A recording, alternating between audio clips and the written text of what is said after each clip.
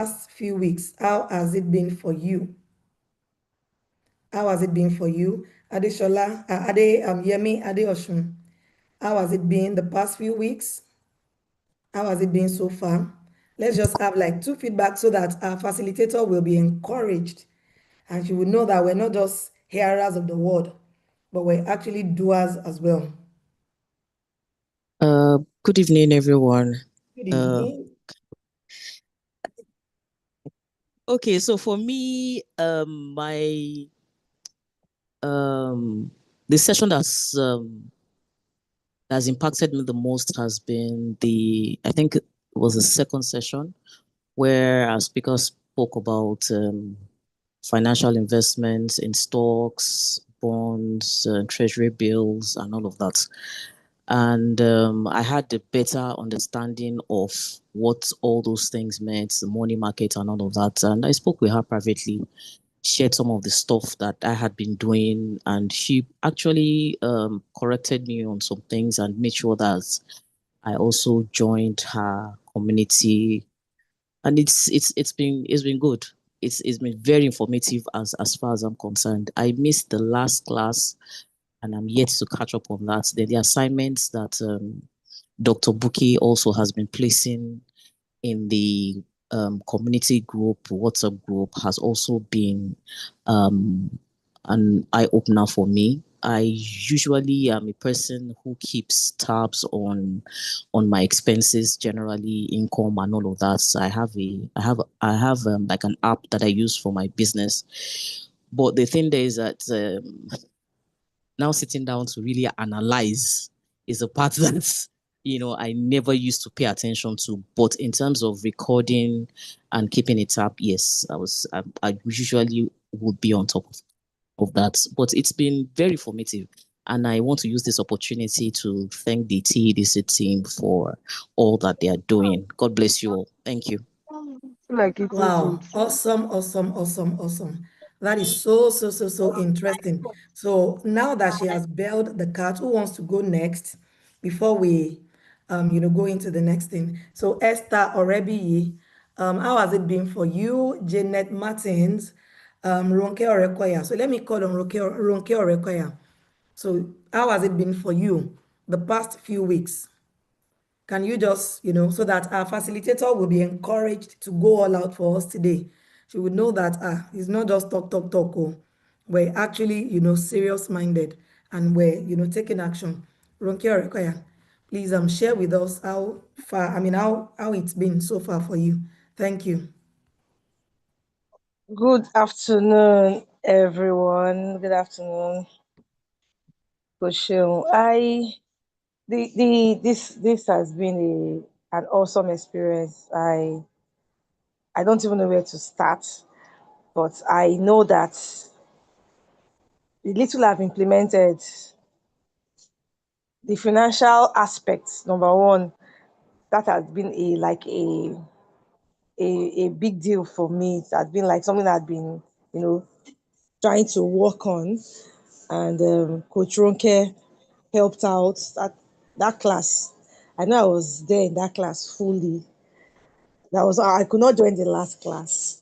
Then the class on advertising and doing social media and all that. So in my business, this has helped me to I've been consistent in my postings, on social media. I've been active. I know we cannot do it as much as the Gen Zs, and I cannot go and pay someone to be doing it for me now at this stage of my business. But I just knew that no matter how small, visibility is critical. Then taking small steps, you know, marketing, just trying to put your business out there. So it's been very instructive for me, and I want to say thank you to TDC. Higher, higher, higher. Lórúkọ Jésù. Amen. Thank you so much Amen. for the opportunity. Thank you, thank you, thank you, and thank you again. Once again, we're all welcome to this beautiful session. So let me say again, good evening, or good morning, or good afternoon, depending on which part of the world you're joining us from. For those of us who are probably joining us for the first time, this is TEDC. And I'm sure if you are just joining, you are wondering, so what exactly is TEDC? TEDC stands for Thriving Enterprise Development Center. And we are entrepreneurship development center where we help business owners, SMEs, entrepreneurs to bridge, the gap between the technical knowledge they have and the best practices in terms of, building your business, running a sustainable business, being able to scale your business and all. We're not babies. We've been around for some time now. And God has really helped us. I'm mentioning God because we're also a faith based business school. So we're not shy about the God factor in everything we do. God has helped us, and over the years, we've successfully helped several entrepreneurs to find direction, to strengthen their businesses, to build their businesses, and some to maybe scrap the business, as it were, and to actually start afresh. So if this is your first time of joining us and you are a business owner, let me just tell you straight up that you are in the right, you're in the right place. So that's it about TEDC. So this is our 10th anniversary, and we started this a couple of weeks ago. And why are we offering free business sessions? This is something that people pay money for, to get a lawyer to sit with you, to get someone to talk to you about your social media, developing, the boss or the CEO mentality. These are things that people pay hundreds of thousands of naira to access, this kind of information. But because we are magnanimous, and because we have the nature of God in us, we are very generous. And so as part of the activities marking our 10th anniversary, we are on the drive.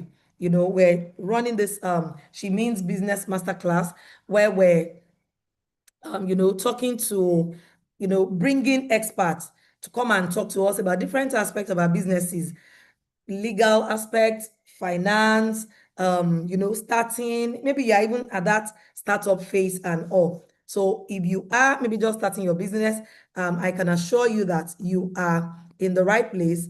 And trust me, after this session, your business is never going to be the same again. So once again, welcome. And if you are very happy to be here in the chat room, because I need to be sure that I'm not just talking to myself, in the chat room, just type TEDC at 10, TEDC at 10, TEDC at 10. So I want to see us typing. But yeah, let's start typing. I can't see anything, no. I want to see us typing TEDC at 10, TEDC at 10, TEDC at 10, TEDC at 10. Fantastic, awesome. It shows you are excited about, what we're doing here today. So we're going to progress into, the main session for today. So, but before we bring up our facilitator, is there anybody who wants to talk about their business, what you're doing? You want to talk about, how it's been, part of the things we said, we promised is we're going to have participant spotlight. You want to talk about your business briefly. Anybody like that? Thank you. Yes, I can see that we're all gingered up about TEDC at 10. You want to talk about your business? Can you indicate anyone you want to talk about your business? You want to be spotlighted today? Okay, all right, thank you. Okay, yeah, we'll come to that.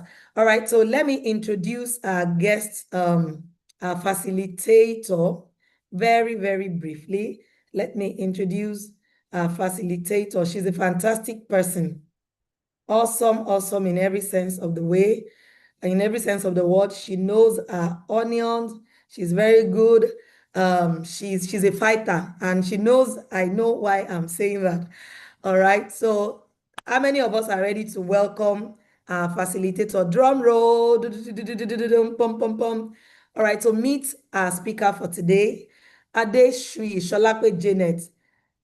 Is the principal partner at Sholape Adeshui and Associates, SAA Law, with over 18 years expertise in company law, corporate governance, Barrister, you can see that people are, they are, lawyer, you can see that they are welcoming you well. Expertise in company law, corporate governance, contract and compliance. She advises organizations across real estate, IT, healthcare, energy, and manufacturing, and also serves as legal advisor and company secretary on several boards. A member of the Nigerian Bar Association and ICSAN, and an alumna of the Hague Academy of International Law. She holds an MPA in Public Administration. Through her legal awareness webinar series, she has trained hundreds on governance, partnership, and business law. She is also the author of Your Business Legal Companion and Your Business and the Law, equipping entrepreneurs with the legal knowledge to thrive. So, with a rousing 10th year anniversary welcome, let us welcome our facilitator, our My God. speaker. All right, lawyer Shalakbe Adeshuyi. Pam, pam, pam, pam. Me, I'm clapping for you. Pam, pam, pam, pam, pam, I'm pam. also blowing the trumpet. Yes, so you're welcome, ma. Thank So the you so floor much. is yours. And please, can I just encourage us as she goes through the session, let us pay attention, write down your questions. You know how we roll now. We're going to have quality time to, have our Q&A at the end of the day so that we can take everything from her. So she doesn't go back to the chamber with anything, we can expunge everything she has brought. All right, thank you. Over to you, madam. Thank you so much, Ma. Thank you. I like the fact that you said I'm a fighter, and I busted into laughing because I know why you said that. Yes, so you are a fighter. We both know the reason now. Thank you All so right, Ma, much. you're welcome. Welcome, Thank welcome. you. Thank you, everyone in the house. I don't know where I'm going to start from. Dr. Bukola, I think I saw you in the house. Thank you so much for this opportunity. Thank you, wonderful women, entrepreneurial women that are here today. And I know that if you find women gathered together in the name of wanting to build their business, I am sure that we have powerful women in the house. So I salute every one of you. I salute your courage. I salute your commitment to building yourself and building your business. So let me just start with that. And then two, let me quickly apologize, or should I put a caveat? I have had a extremely mentally busy day on a very serious matter. And I'm leveraging the Holy Spirit to bring out all the energy I have to do this. So bear with me. I am sure my voice will climb up as we go on. In the meantime, I want to start. I don't know if I have permission to share my screen. Sharing is not yet turned on. I'm Could going you to just 1 minute, ma. Okay then. Okay, just 1 minute. I need to make you a co-host. I thought that was already done. Just 1 minute. Just 1 minute.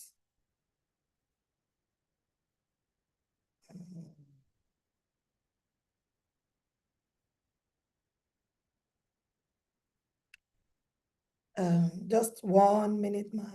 Please, can Okay. you raise up your hand in the chat room just for easy identification? Me? Yes, ma'am. Just raise up your hand using the icon in the chat The room. icon. All right. Okay, yes, I've seen you, ma. I've seen you, ma. Okay. I've seen Okay. you. So you are a co-host now. Thank you. Thank you, ma'am. All right. Okay. So I made up my mind that by all means, this session is going to be as practical as possible. Do let me know when you can see my screen. Your screen is showing loud. I mean, clearly. It's Awesome. showing, ma'am. Yes, ma'am. Okay, so hold on. Please permit me. I need to quickly create. I think I shared the wrong slide. Please let me adjust that.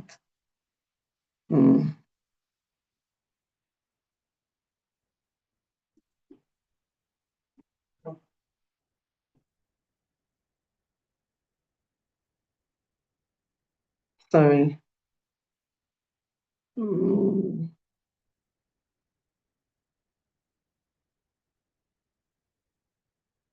Are you seeing the slide again? Please confirm. Let me No, know. ma, it has stopped showing, ma. Okay, so please give me a few minutes, All right, ma. Yes. Mhm.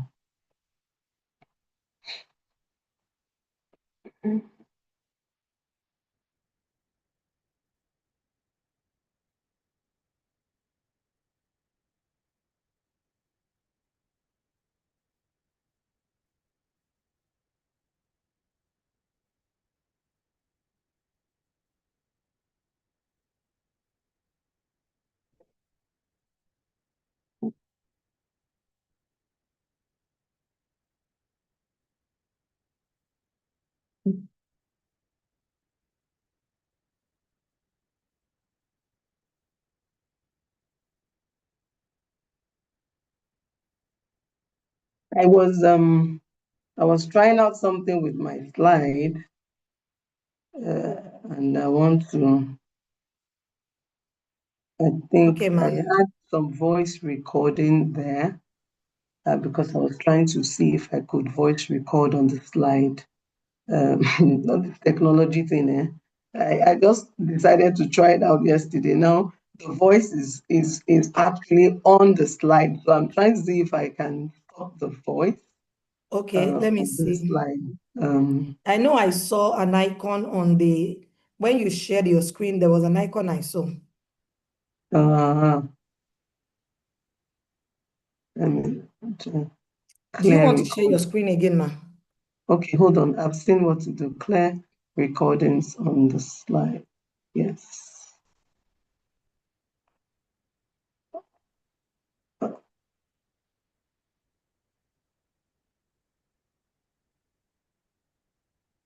I'm so sorry about this. Sorry.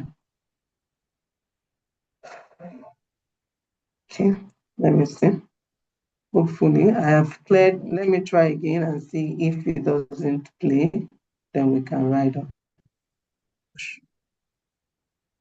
But all right, so let me share with you. I don't know what I can do. I'll see if I can if I can mute it while I share with you. But in the meantime, I'll share the slide.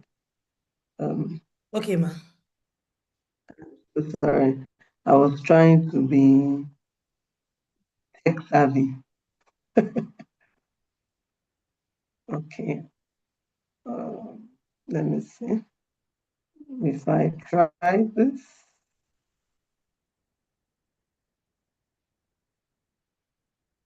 What are you saying now, ma'am? We can see your slide now, ma. The opening slide, the cover slide. You can see it, right? Yes, ma. Okay. Okay, so let me try. Let me.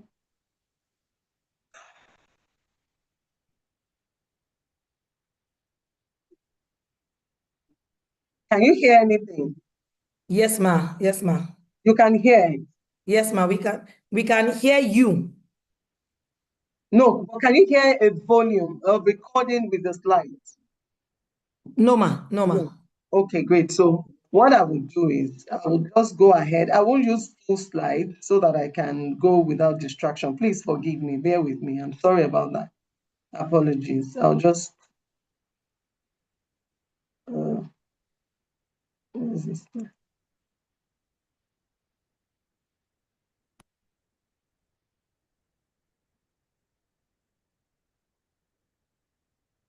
Awesome. Okay. If you can see, just let me know, and then we can Yes, proceed ma. from. We can, ma. Okay, so I will just work with this. Let me again apologize. As I said, I was trying to do some recording. I wanted to know if I could do some things with the slide just to make the class more exciting, but I realized I couldn't finish it within the time limit, so I stopped. But apparently it's been recorded on the slides, and I don't want that to be a distraction to us in this class. But I'm going to simply go on like this, and then I'm sure we'll still have a great time, okay? Okay, so let me quickly explain what I want to do today. I want to make this class as practical as possible. One of the promise I've made to myself is that my discussion about legal issues will be in non-legal ways, by all means, non-legal parlance, so that by all means, everyone is understanding what we're doing. So I'm going to come as simple as possible. And part of the things that I will be doing is sharing with us some practical steps as to how we can build, we can protect, and we can grow our business, giving us legal confidence to do what we are doing. Yes, my name is Shonakpe, and I've been gladly introduced and beautifully introduced by my host. Thank you so much, ma'am. Without much You're welcome, ado, ma'am. our next, what we'll be doing, our learning objective is to understand the core business and legal essentials that every female entrepreneur should know. We'll also be looking at some practical tools to structure and protect your business, because when we're talking about legal issues, most people think it's just about going to court and things like that. But in fact, going to court is like the last part of a legal issue. There are preliminary issues, I beg your pardon, that you must put in place to ensure that your business is moving the way you want it, and besides that, to ensure your business thrives and your business is sustainable. So we're going to be looking at a few of those tools within the time that we have, and then we'll gain confidence to navigate legal agreements. This is a very critical part of our business, and I know a lot of entrepreneurs have challenges with that, understanding legal documents and how to navigate them. And then finally, I'm going to be giving us some actionable resources, what we can go home with and you can work with. I would share some in our in the box, in the chat box. We'll share links with us that we can engage. Okay, so in the meantime, let's start with this. I want us to do a quick poll, and I want you to help me put it in the chat box. Put it in the chat room. What's the biggest legal challenge that you have as a business owner? And I have 4 different options. I just want you to put it in number 1, 2, 3, or 4. The first is, if you don't have any legal form of formality, you're just doing your business, there is no formality around your business right now, perhaps you're not registered, you're not even sure the kind of structure that your business should have. I want you to put the option 1 in the chat room. On number 2, if you don't understand legal agreements and documents, please, I would like you to put it in the chat room as well.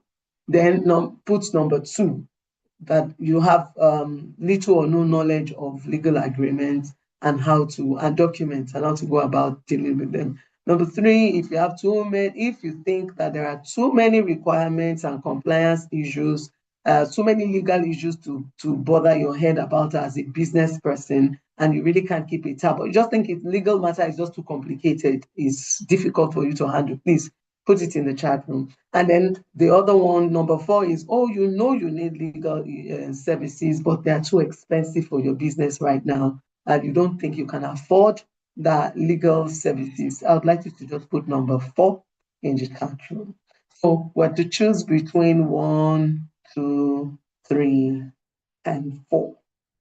So while I am waiting to see our responses, thank you for those of us who are sharing. 2 and 3, okay. 3 and 4. Mercy Adeyemo, okay. 4, all right.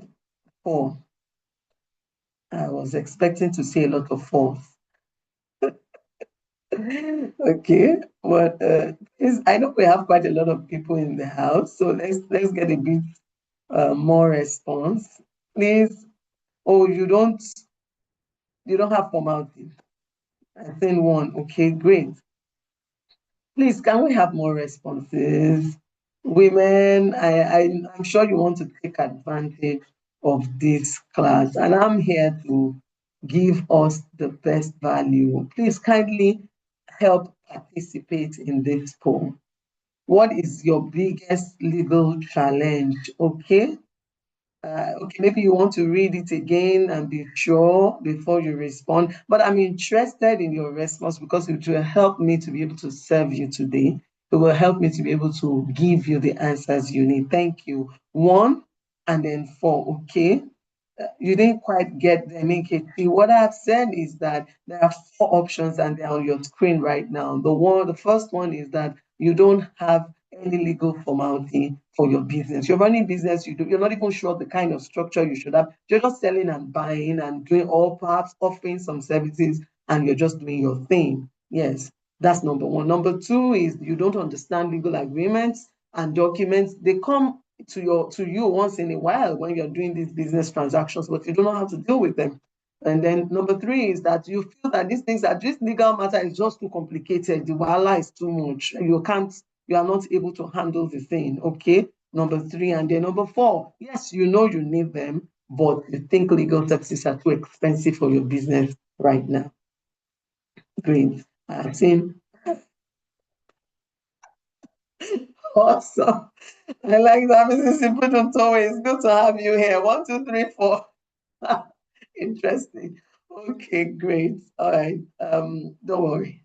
Don't worry. We will overcome quite a lot of this today within the short time. Thank you for responding to the poll. Thank you so much. So now, what I've done is to try and bring a bit of simplicity to it. So we're going to be discussing it under three main segments. But before I go into the segment, let me just share an inspiring story of one of our clients who run a business of service delivering, or better still, distribution business in the food industry.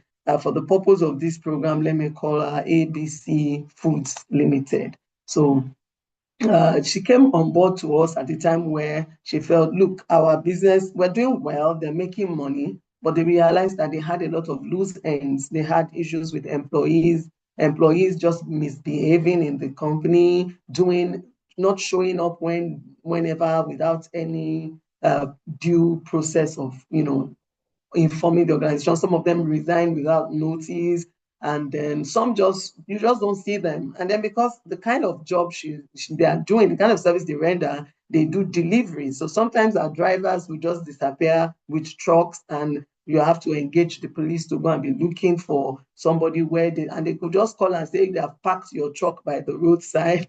Some very serious headache that the business was having. Apart from that, they had issues with their property owners. Because it's a distribution organization, they also have outlets all over Lagos and even in about several places, more than 6 outlets. So they had issues with the owners of some of the properties where their company was residing, and sometimes some of them they have documented agreements. In some cases, they don't have documents and all that. So they were battling with all of this when she came in and then signed up a retainer with us. And one of the things we were able to do for them was to help them restructure their entire legal system within the business. And then when they started, she confessed to me to say, look, I did not believe this business was going to become this big. So I really didn't take some critical legal moves, apart from the fact that it was just a business name. They registered a business name, but they were doing quite a lot. So we were able to, after some major meetings that we had, were able to help them create legal documents that they were giving their clients, because they had people coming to buy from them. We helped them create what we call an SLA, service level agreement, which governs the way they relate with the people that buy from them, the timeline for delivery of their documents, and of the food that they buy. We had all employees sign up new employment contracts. We had tenancy issues, meetings with their landlords, and then drafted new tenancy agreement. In fact, it was a very holistic thing. It was between, I think, for about 3 months, 4 months, back to back, we were handling one issue to the other until we're able to resolve. Today, this was in 2023. Today, they are doing so well. The same organization, they've not really increased their number of employees, but they've had a lot of their headaches are gone, because all of them have clear employee contracts that stipulated how they were going to work. We also helped them to draft employee policy within the organization that governed how an employee and what they're going to how an employee should behave, and what they will stand to benefit in the course of their work in that place. So today they are doing turnover in hundreds of millions, and they're doing exceptionally well. And for sincerely, that's just a business name. They wanted to upgrade at the time to a limited liability company, but for some reasons they still didn't. But in terms of turnover, they are huge and they are doing well. Okay, so I wanted to share that with you to say that no matter the level where you are at right now, legal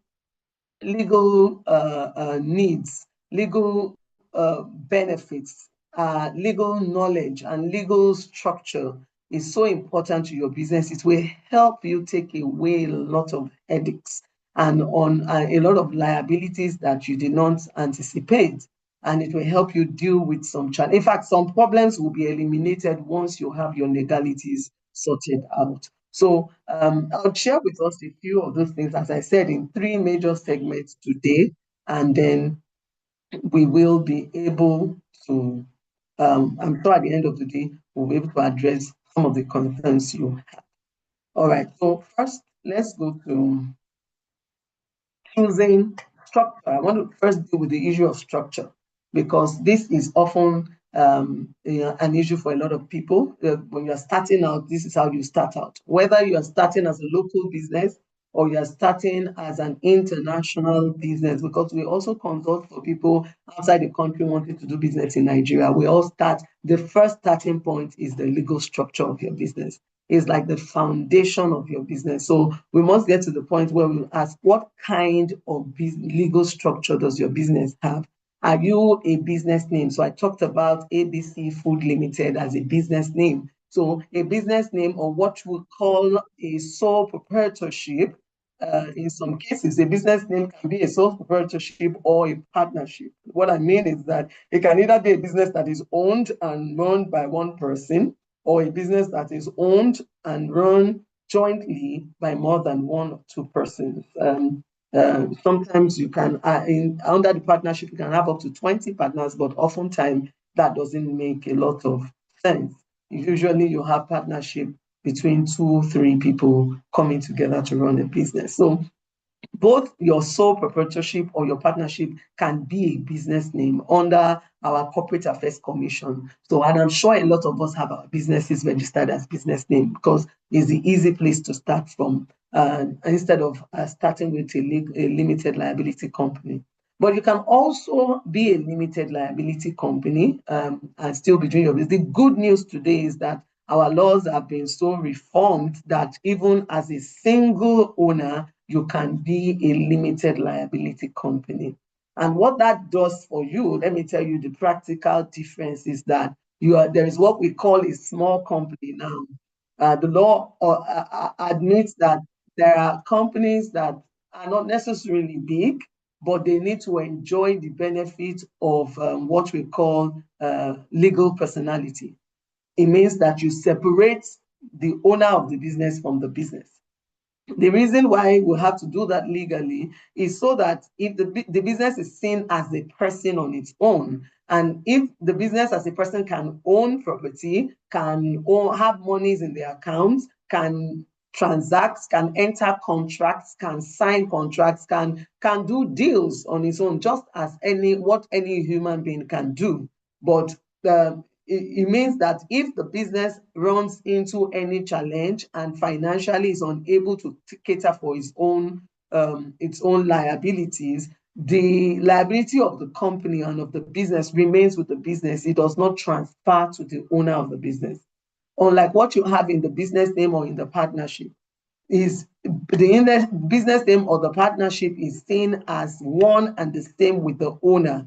And so where there are liabilities for the business, for instance, you are unable to pay the salaries of your employees and you did not terminate the employment on time, and you have backloads of salaries and benefits to pay. If your employees decide to take an action against you as a business owner, that what it means is that they can proceed against you individually if what you are doing is running a business name. So they can sue you in your name in your name as the owner. So me, Sholakme Adeshui, can be sued in my name if I run a business name. But if I run a limited liability company, then I will not necessarily be sued in my name. It's the company that will be sued. The liability is on the company and is not on me. Although there are exceptions to that, there are circumstances where you can sue directors of a limited liability company directly. That is where you have fraud, where you have evidence that there were fraud and there were things that are illegal. Then we call it the lifting of the veil of incorporation. Then the directors will now be sued personally. But outside those exceptions, I didn't mention all, by the way, but outside those exceptions, you cannot sue a person who is the owner of a limited liability company personally. You have to sue the company. Okay, so that's one of the major difference. The other difference is that when you both, by the way, let me say that both companies can, both business name and partnership, as well as limited liability company, can own bank accounts in any of our commercial banks, even though we know that the new rule is now saying that all of us must have tax numbers. Those are part of the requirements that we must have. And I think the banks, for companies, the bank has always been asking for tax numbers for yours to be able to own bank accounts. Okay, so registration for CAC is basic. If you're doing business name registration, let me say to you, you can do it on your own. You don't have to engage a lawyer if you have not done that. You can do it on your own. And then I think what I will do is, yes, I have that. I will share with you a checklist of what you need to have and what you need to prepare to register for yourself a business name without engaging a lawyer, using the CAC portal, the Corporate Affairs Commission portal. I can also share that portal with you. If I don't have it here now, Andy, I can share with the TEDC leadership, and then they can share with you later. Okay, so for business names, you can do that on your own. And when you do that, now CAC gives you an automatic tax ID. It comes once your company is registered, you get it automatically. But if, for instance, you've registered before and you don't have it yet, what you need to do is write to or go online to FIRS website. That's the Federal Inland Revenue Service. And then you say you want to register for tax for TIN number. It's called tax identification number. They are going to be able, without any cost, it's free of charge. You just put in the details of your business registration, that's your certificate, and there's some details that are already on that business, on that certificate, and then you just get your document. It's important that you go to the FRIC office that is closest to your business address. That's advisable. So you need to, if you go there physically, you can go to the one close to you. If you do it online, you can put the name of the one close to you as well. They can send your TIN number to you online via email. So it's made easy. So I'm going to share the checklist for CAC registration. It's basic, and I don't want us to spend so much time on that. And so importantly, you need to know what kind of, and I want to focus on, there are other structures you can use for business. I mean, that you can use for whatever you're doing, but I want to focus on what is business. So if it's business, you can do either this business name or partnership or limited liability company, private limited liability company. And for some of us who are not doing traditional profiteering, but you want to offer certain services, but you don't want it to be a profit-based organization. There are other platforms that you can use for it. Structure. That means you can register a business, a limited liability by guarantee, limited by guarantee company, or you can register an NGO, what we popularly call an NGO or foundation, either a ministry for those of us who are doing all things like that, that is relating to, you want to add value to society, you want to create a transformation in your society, you want to be able to change some things. And today in business, we call it social enterprises. You can engage any of those platforms, those kind of structure to do your social entrepreneurial work. But there are still, CAC is still the same organization that registers all that, but I don't want to focus on those ones today. I want to keep them, I want to focus basically on the profit making businesses. All right. Okay, so that's that for that. And for basically when it comes to our finances, one of the major challenges I know that women have is if they don't put the proper structures in their business, they are most likely going to mix financial, personal finance with business finance. And I want to believe that has been dealt with in the previous weeks or perhaps in the weeks to come. Being able to do your finances and separate things. It starts from separating your business from you and ensuring that things are done properly. What are the benefits of having this kind of structure? It helps your business. It shows that you are serious to do business. It helps you to even have a serious approach to your business. Number two, it also determines who you attract. You can attract some corporate organizations, serious-minded people to do business with you if you don't have a legal structure, if you are not registered as a business owner with the CAC. In fact, you are limited. I know that some people will say, okay, I do business now. I sew, I have clothing, I sell to people outside the country, and I just tell them to send money to my account. I do online trading. Yes, I know all that is a lot of people still do it, but you do that, you still keep yourself limited because you are only limited to people who will not want formality, people who just buy from you in that way. By the way, most of these our online payment platforms now requires that you have a registered business. So they will ask you if you want to register for payments on Paystack, for instance. Now you must show your CAC document. If you want to have some online presence, they require your CAC document. So it's just so important for you to do all that formalization. For those of us who put in number one as our as part of the challenges we have legally, I think I've been able to solve that now. The least you should do is have a business name. Start with a business name, depending on the kind of business you do. If time permits us and you're willing to share and you give me details of what you do, I may be able to guide you better on what kind of platform will serve you the most. Okay, so let me so on that ground, let me give an opportunity for someone to speak. If anybody wants to ask any question regarding structure, what kind of challenges do you have with your business structure? If you have any challenge and you want me to talk about, you want to discuss it now, let me give the next 2-3 minutes to anyone who raises a hand quickly, and then we can take your question or comments, and we can This is your proceed. opportunity. Don't miss it. So who wants to go first? Do we have any in the chat room? There is a question on the chat room. Okay, I can't see the chat right now. If you can, okay. Okay, the question is, what is Don't worry, the I'll read. FRIS website? Hold on. Let me try and I can see. Okay, FIRS. I would check it for you, or you could put it in Google now. You'll get it. Google will give you. Sharp. Damilola Folabi says she has a question. Okay, how many hands do we have up? Let's see how quickly we can take everyone, and then we'll move on from here. I think I first saw Mrs. Ibidon's hand. Please, Ibidu and then quickly. Olayemi Oluwagbongbema. Okay, let's go. Please unmute yourself and speak.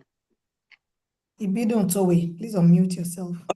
Yeah, good evening, everyone. Good Members of the meeting here. So I have various concerns, about my situation with my company. So I started that Your network is breaking, or is it mine? 4 years I ago can't now, hear clearly. and concerns about this legal intervention, the structure. Okay. I know you have come in to help, but I have not gone past that stage. And so, first and foremost, the staffing of the place. People are very, very unserious. And as you're employing, others are leaving and so it's haphazard. And then in terms of trust, that's another issue. People get away with a lot of discrepancies because I don't have legal backing in that regard. And then generally, even tax has been a concern because the booking has not been regular, so really tender anything. At least it's been more of a charity than a business. All right. Please help Thank me you out. so much, man. Thank you for highlighting these things. Let me take the next person, then I'll be able to address everyone together. Okay, good afternoon, ma. Good afternoon, ma'am. My name is Olayemi Oluwagbongbe. I want to ask, I intend to change my business. I currently have a business name, but I'm thinking of changing to a limited liability, but I want to maintain the same name. Is it possible? And what is the legal implication regarding tax and all that stuff if I move from business name to limited liability? Okay. All right. Thank you. Is there any other person? Any other hand? Okay. All right. So let me quickly address this one. Mrs. Ipito, that your questions border around employee contracts, trade secrets, tax issues. Okay, so let me hold on that because I will still speak to them in the first slides to come. The good thing is I know that you have a limited liability company that is registered, and that's what we're first dealing with here. But as we go on with the other slides, some of your questions will be answered. At the end of the day, I will reach out. I would now address the others if in the course of the class I have not addressed these others. You should have noted them down. Then Mrs. Olayemi, please, Yes, ma'am. yes, your business name registration can be changed to a limited liability company and you can maintain the same name.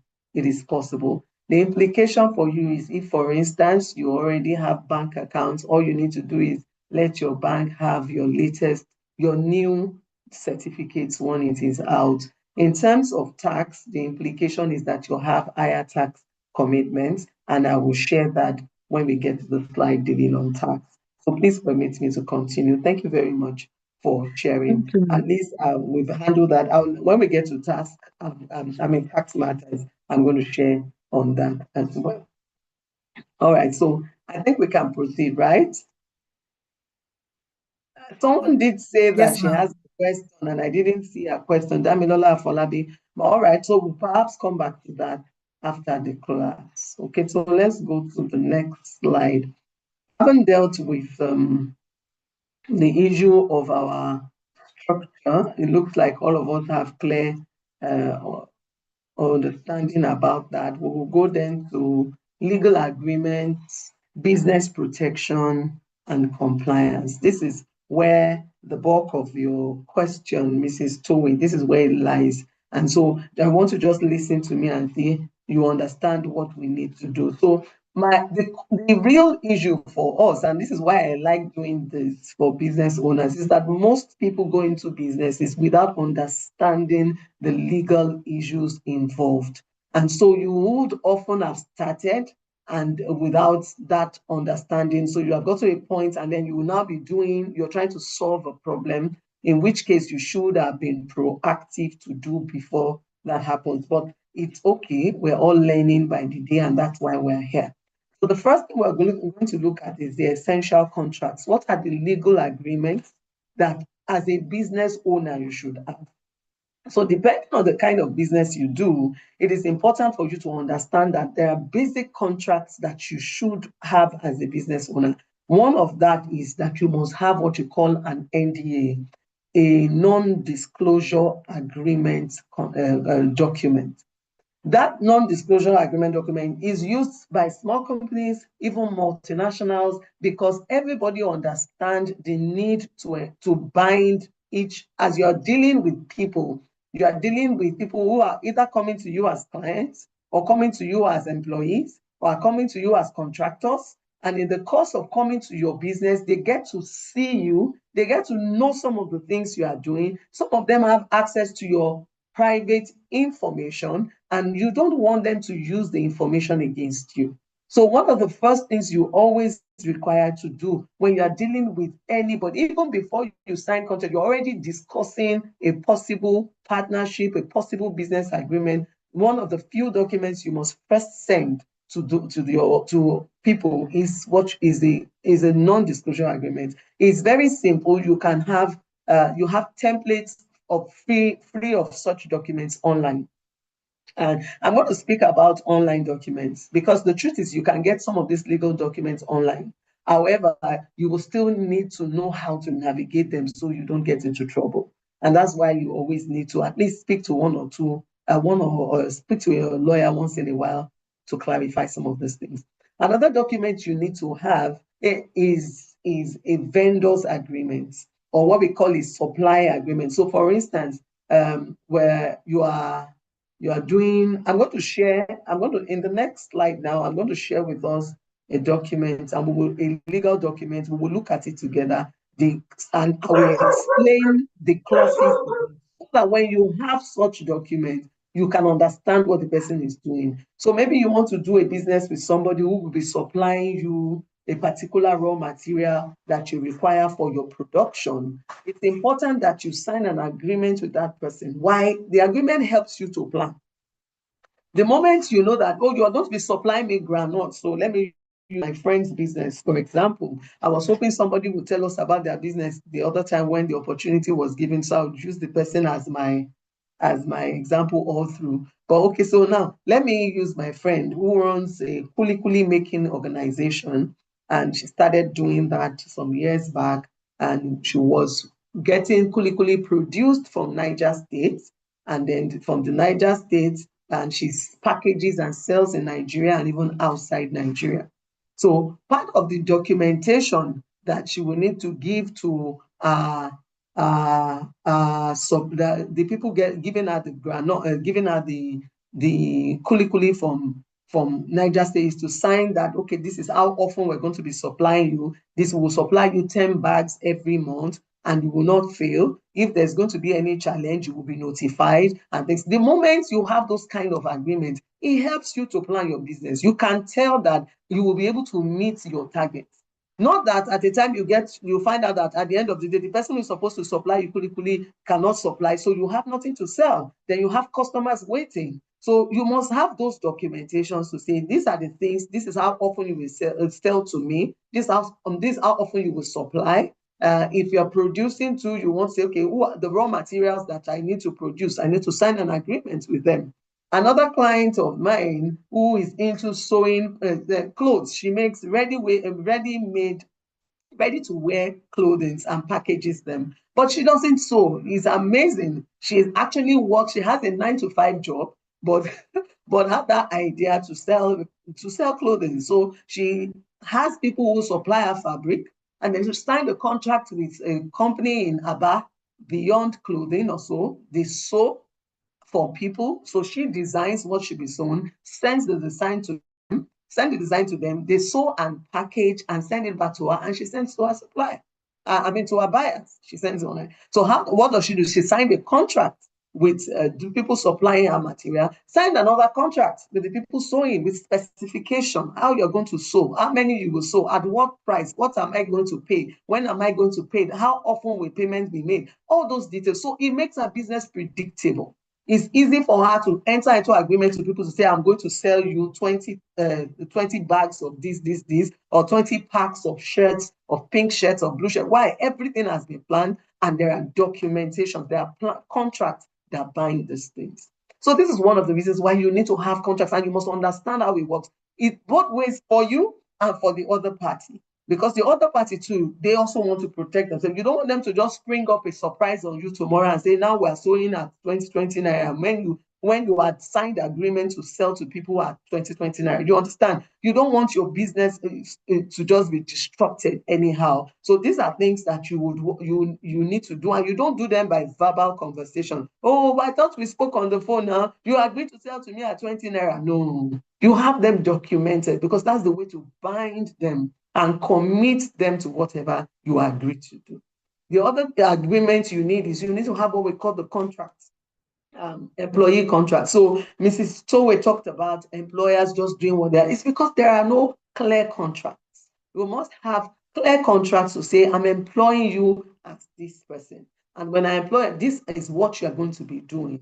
This, and you will do it over this period. If you want to exit, you must give me this notice. This, so that at the end of the day, you can enforce it, and they will also feel bound by it. In fact, in your employee contracts, you can say in the contracts you give your employment, your employees, you are able to guide and structure how your business will work, because you know this person does this, another person does this, another person does this. There is no conflict. Nobody is claiming this one reports to this, you will report to this, you will report to that.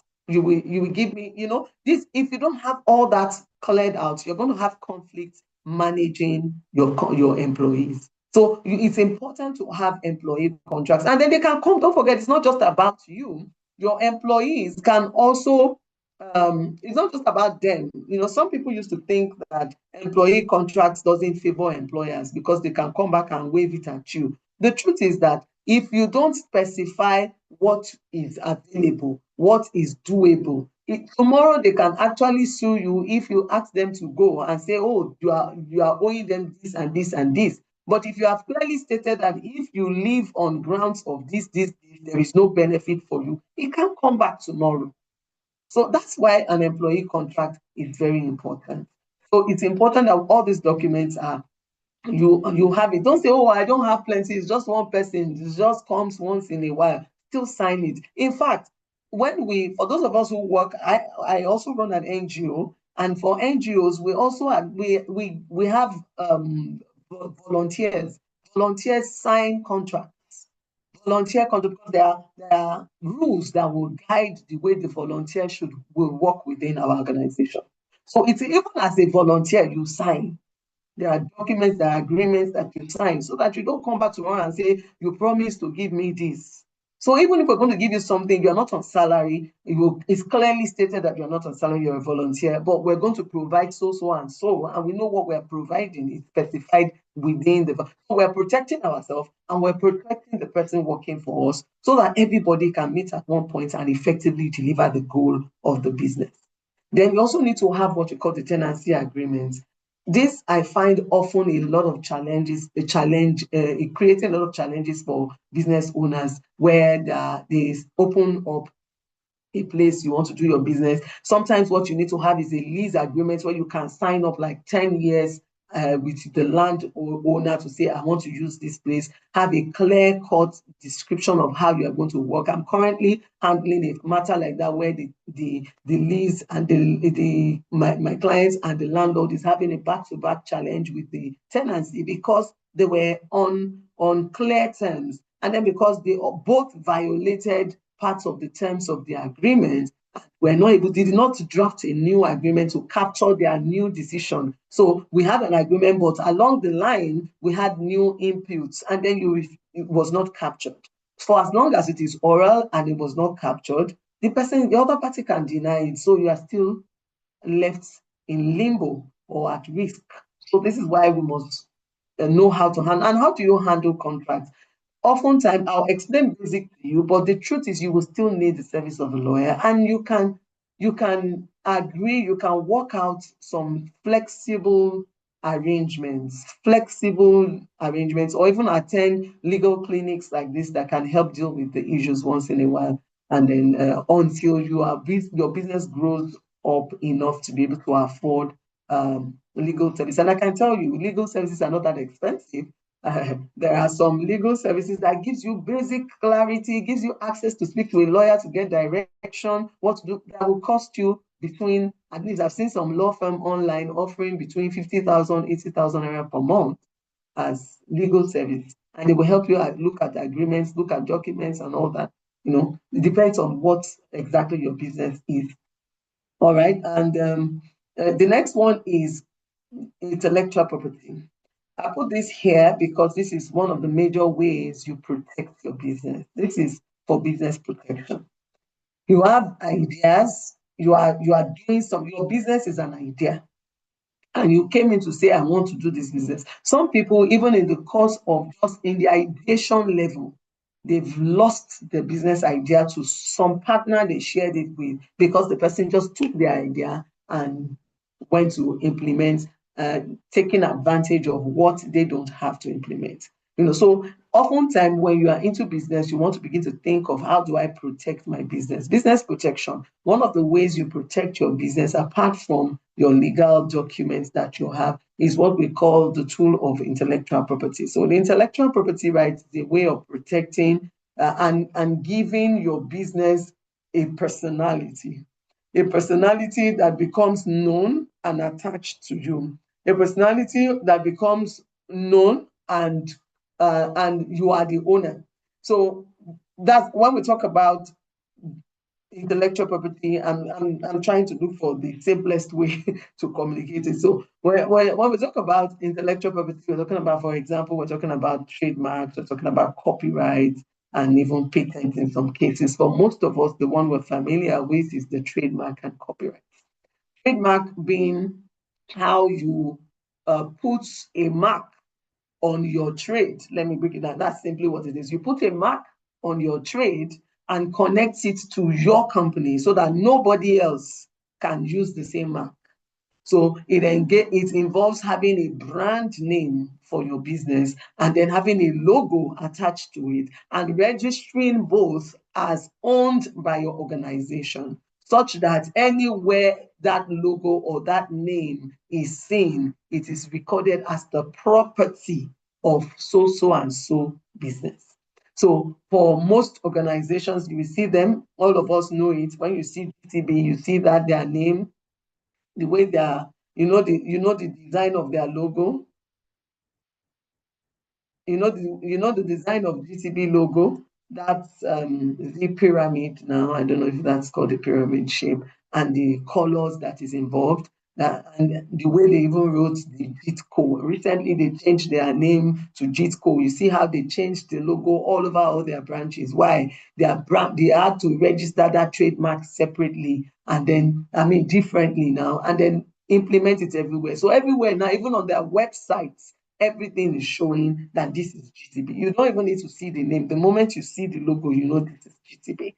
That's the way it is. And as much as you have those big companies doing. My friend who is doing kuli kuli also has for our own kuli kuli business. Anything you're doing, you can create a brand, create a name and a logo. That way, you are protecting your business because you are helping your business stay in the mind of people so that if anybody else wants to do something, say, no, I know this company, this one, I bought this product before. Sometimes it's even just that brand name that stays in the mind of people, not your company name.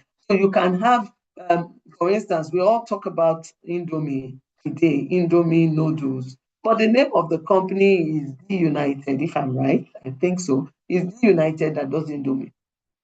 Meanwhile, nobody knows D United. It's Indomie, or at least very few people know it's D United. It's Indomie. So the way to keep your business in the minds of people and therefore make it difficult for another person to steal is to create a trademark and register it. When you create it, you register it with the Ministry of Trades and Industry. Yes, that's where we register it. We have a trademark registry. You will need the service of a lawyer, or in Nigeria, as we do, the people within the ministry also do a lot of touting, so they can do that registering for you.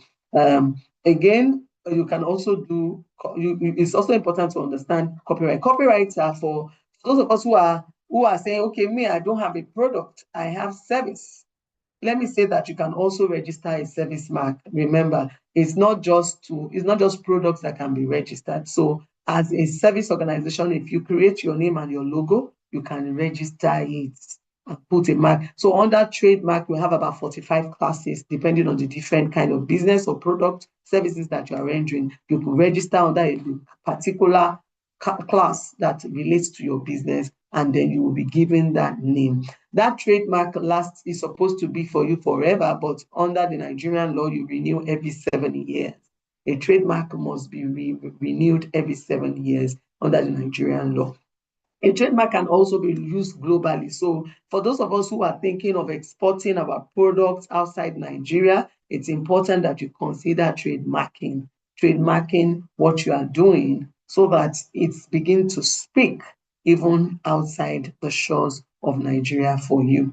And then for those of us who are not doing product, you're doing services, remember, when I say services, it's not just service can be maybe you're a consultant, you are offering certain service, cleaning, cooking, catering, all that, confectionery, decoration. They're all services that we render, but you still need to protect yourself and put a name, give yourself a niche. Create a brand for yourself and an opportunity to be known and to be ingrained in the minds of people that come in contact with you. That way you are expanding your business reach and you can do well in your business. Okay, then for copyrights are the rights of that are natural for people who create things, creating things like art. You create images, you write articles, you rap songs, music, you have anything that is artistry. Yeah, so for those of us who also do crafts and you do all those crafts, you design, these are things that you can register, because if they are uniquely your design, you can protect them so that nobody else is doing what you're doing, or better still, nobody does what you're doing without permission from you, number one, and nobody takes your design without paying you a benefit for it. So these are ways you can protect your business, so that even if I know that some of us who are into shoemaking, shoe designing and things like that, you have to consider it, especially if you have very unique and exclusive designs that nobody has done before. You want to consider registering your design. I beg your pardon. It's called designs. Patents has to do with inventions. When you have original inventions and innovations, it could be IT related, it may not be IT related. For those of us who are into maybe agri business, so this is very important. Those of us into agri business and you are looking at going into processing. In the course of processing some of the things you are doing, sometimes you may have to look for particular machine to process what you are doing. If it has not been done before anywhere in the world, then it's an original invention to you. You have to get a patent on it. And that what it does for you is it gives you the total rights to that particular design, such that everywhere in the world, everyone who wants to replicate that particular innovation would have to pay you for it, and pay you royalties, pay you substantially, and then you can sell it. It's even said you can create that design. I know of someone who recently created a machine that is supposed to, they use it in the medical industry, neonatal measurement of, forgotten for I think they said it was so important to premature babies and all that, some lighting stuff. It was something new, really, because the person who was saying it that was a new invention globally, and he got an organization to say they were going to sponsor it. They told him to give them 20% of the ownership, and the young man refused to, and because of that lost the opportunity of getting that done. We could have done, if he had given them 20%, they were going to take it to China, produce it in large form, sell it all over the world, but I don't know what the young man was thinking of, not releasing 20% of the ownership of that. Yeah, so that's part of the ways we can protect our business. And then thirdly, the issue of tax. So this is compliance matter. So when we talk about taxes, we're talking about compliance. Compliance starting from as small and as little as annual returns. Almost all of us are guilty of these things. Those of us who have registered companies, We hear CAC saying they are going to strike out companies from the list or from their register because of non-payment of annual returns. Some of us, if you go online and Google your company now, they will find that your company is not active. Why? The reason CAC will put your company as non-active is that you have not paid for annual returns. So recently they did put a list of the names of companies that are wiping out, but they started from those that have been registered many years ago, because CAC has a lot of companies, some of them not functioning anymore. So they are weeding off those companies. And the way they will know whether you are functioning or not is that you are filing annual returns. Annual returns is not a big deal. For business registrations, for business names, all you need to pay is 3,000 naira on annual basis for annual returns. If you pay it in the year, it is paid every year, as it is called annual. It's paid every year. So if you pay it in that year, you pay 3,000 naira. If you pay it the year after, you pay the 3,000 naira and a 5,000 naira penalty. And of course, in doing so, you will still require the service of a lawyer to help you file. So the lawyer will also add his own fee, depending on who you are going to meet. Again, but if you do it in the year that it is coming up, you really will not, it won't cost you an arm and a leg once in a year to file your annual returns. For business that are for limited liability companies, small companies. So for limited liability companies, there are two categories now. You have what you call the small company, and then you have the ones that are the big companies. Small companies are companies that are doing turnover that is less than 120 million naira. So you see, the window is huge. If you're doing anything less than 120 million naira, you're a small company. So there's less tax wahala on you. What it means is that you are allowed to file your annual returns paying 5,000 naira per year. The bigger companies also just pay 10,000. Believe me, only the companies that have foreign participation have to pay a little more. So it's actually not so much if we do it in the year that is supposed to. But when you don't do it in that year, you pay a fine. And then when you do have several years piled up, by the time you think the fine is annual, you sum everything up together, oh, this is huge. Lawyer, mark by me, that kind of thing. Then you are at that point. But it's important that we should do it at the right time. So payee is about, sorry, I'm having to run fast because I think I'm running out of time. Payee is your personal income tax. Personal income tax is the tax you pay on behalf of all employees. Pay as you earn. As a business owner, you're supposed to register your employees for payee. You're supposed to register them. To do that, you pay to the state where your business is resident. So if your business is resident in Lagos, you register with the Lagos State Internal Revenue Service. Lagos State Internal Revenue Service, their registration tool is almost online. Sometimes the portal is working, sometimes it's not working. You could Google it, LIRS. Please just check it. They have e-tax payment stuff. We do ours from the comfort of your office. You can file your payee easily. They will give you all the templates, and then is a fraction of the income that you pay on an annual basis to your employee. They'll break it down into every month, so that as you are paying salaries to your employees on a monthly basis, you are deducting that mega amount, and you are filing and paying it to government. So you are, as a business owner, you are collecting on behalf of government, and you are filing on behalf of your employees. So what it means is that if you have an employee and you are deducting payee from their salary, if you don't file it, the employee can sue you and can report you to government, because I see a lot of employers do that. Until when the employee now wants to leave their company, they will now quickly go and pay up all the payee they are owing on his behalf, because the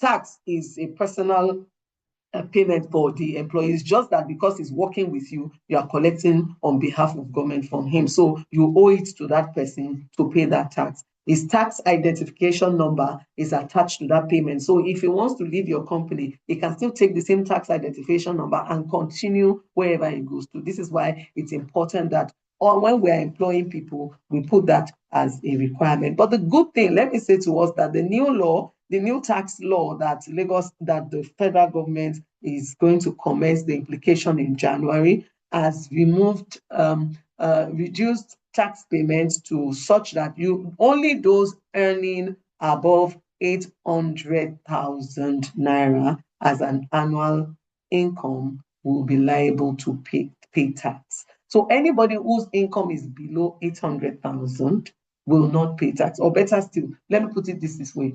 Anyone whose income is below 800 will not pay tax. That's true. Then secondly, even when your income is above that, your first 800,000 naira will not be charged on tax. So when you register with LIRS, they will give you the formula, they will make all these deductions, and they will tell you how much you will deduct from your tax consultant or your accountant can also give you all of this information so that you know how much is deductible from the salaries of the people working with you. And then you file at the appropriate time. Okay, then the next thing, under the Lagos State, so there are other taxes too. You have, did I say Lagos State? Under your state payments, there are other smaller taxes. Sometimes you have some local government rates that you need to pay. You have development tax in Lagos, it's about 5,000. We have business premises tax is about 300 naira annually. There's one that is 300. I think I'm mixing it. It's either development or business premises. Both. One is 5,000, one is 300. Forgive me, but it's just that small. One is 5,000, the other is 300 for development and business premises. Everyone is expected to pay that on an annual basis as a business owner in Lagos State if you're running a business. There are other industry-specific taxes. If you're in the hospitality industry, for instance, you'll be paying consumption taxes on behalf of people who come to use your facility. Maybe you have a hotel, you have an event center, you have a place that is, if you have a place that lodges people, you are expected to pay consumption tax because you are put in the category of people doing hospitality business. So that's why when you're creating a business, you have to look at what industry do I fall into? What are the tax issues in this industry? And of course, as I said, if you get a consultant, just a one-time how do I put it? Consulting will help you do an overview. At least that's what we do in our firm. One-time consulting will do an overview of your kind of business. What are the tax implications? What are the legal implications? And then you can plan yourself going forward how you will make it work. All right. So I don't know if I've been able to answer all our questions. So we have, and then we have company tax, and then we have value-added tax. Value-added tax is the tax that everybody pays. You pay on products and services. So if you go to supermarket to buy something now, you will see that after the amount of what you bought, they put VAT there. The same way, if you are providing service to people, always ensure that you put in VAT. However, let me say to us that if your business is doing less than 120, as I think as a small company, 120 million, you are also exempt. No, if your business is doing less than 25 million, sorry, I beg your pardon, 25 million annual, you are exempted from tax, VAT payments. You are not expected to charge them. But if you do charge, you must remit to government because you are collecting on behalf of government. So unless you are in that huge business window, you might not be subject to some of these taxes. Withholding tax, on the other hand, is for service providers. So, for instance, we as a legal firm, if someone consults us, we pay withholding tax, and we pay withholding tax on behalf of people who consult us, and we pay value-added tax. So if you ask us to give you an invoice now, we will give you the invoice of what you're going to pay, and then we'll add these other taxes because we are only paying on behalf of government. And it's important to understand it so that, oh my, oh, okay, sorry. We can I hear you, think ma. We can hear you. can you hear me? Yes, ma, loud and clear. Great. All right. So let's go to the next one, which is the legal risk. And I think this is important. Risk management is very important in business. Everyone that is in business, you're looking at what are the possible challenges I can have doing this business. And it's good to look at it from even the legal perspective. What are the likely challenges my business can have legally? I've talked about structure. What kind of structure do you have? Are you registered? What are the challenges? Once you have sorted that out, you know, okay, I've removed that risk that comes with structure. When it comes to employee issues, you look at what are the risks that come along with employee issues. how do I address it? So a simple way of that I want to communicate this to you is to say, simply engage what I call the 3 Ps, how you protect, you plan, and you perform. If you carry it as, for me to protect, to manage my risk, I must protect myself, I must plan well, and I must take action where necessary. So if you have these 3 Ps in your mind, every time you're thinking about your business, you're looking at how do I ensure that I protect my business, plan for my business, and perform all that I need to do so that my business will keep thriving. All right. So in that way, there are 3 basic things, as I've said, I'm just going to share with us. One, in protecting, register. Where you need to register, I have mentioned it. Register if you have not. If you have, take basic insurance against any kind of challenge in your business. And I don't mean the formal insurance. I just mean that you should take steps that protect your business from challenges. So for instance, if you have a trademark, register your trademark. Some of us have logos we have been using for so many years, but it's not registered. And you expect that one day you will just wake up, you go online and you find somebody with the same name and the same logo and say, this guy stole my business. No, he didn't. If you are not registered, you're not protected. So register your intellectual property and protect it. Again, you must protect your trade secrets. So what are trade secrets? Important to say.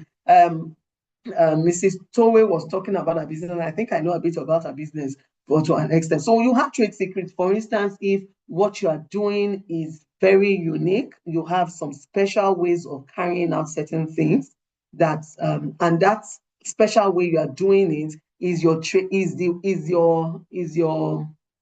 exceptional way, is your selling point, is what makes you different from other businesses or your competitors. It then becomes wisdom for you to protect how you do your business. Your trade secret can even be just your business process, how you engage people at the beginning, how you, from the beginning, from the point of meeting with them the first time, getting them to, you convert them, you get them to sign up, they pay, you deliver service. Your business process can be your trade secret because it can be what makes you just unique from every other business. But when someone comes into your business, either as people who are vendors or people who are your employees, they come in and they know the way you do your business. Then it means that the moment they have access to your secrets, they can potentially take your business and either go and replicate it somewhere or take that secret, sell it to someone else, which puts you in jeopardy.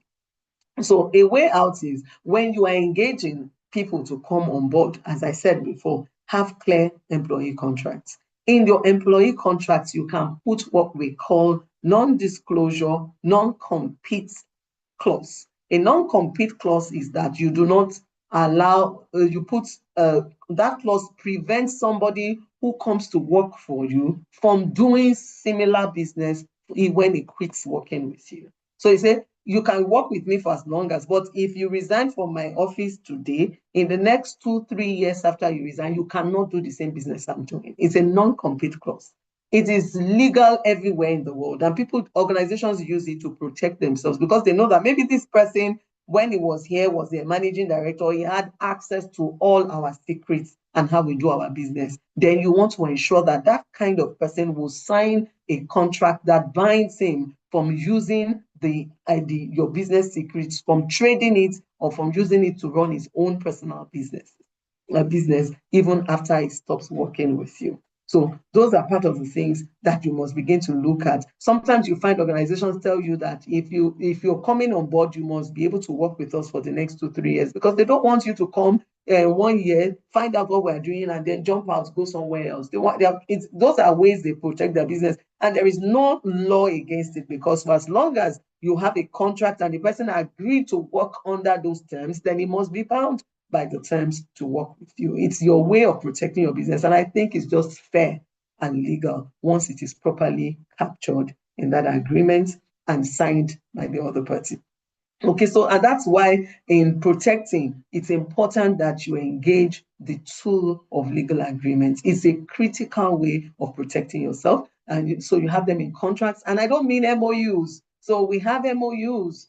Some of us have MOUs with people. Okay, MOU is not a legal contract. I'm saying it again and again, MOU is simply a documentation of the understandings of two parties. not necessarily converting into a contract.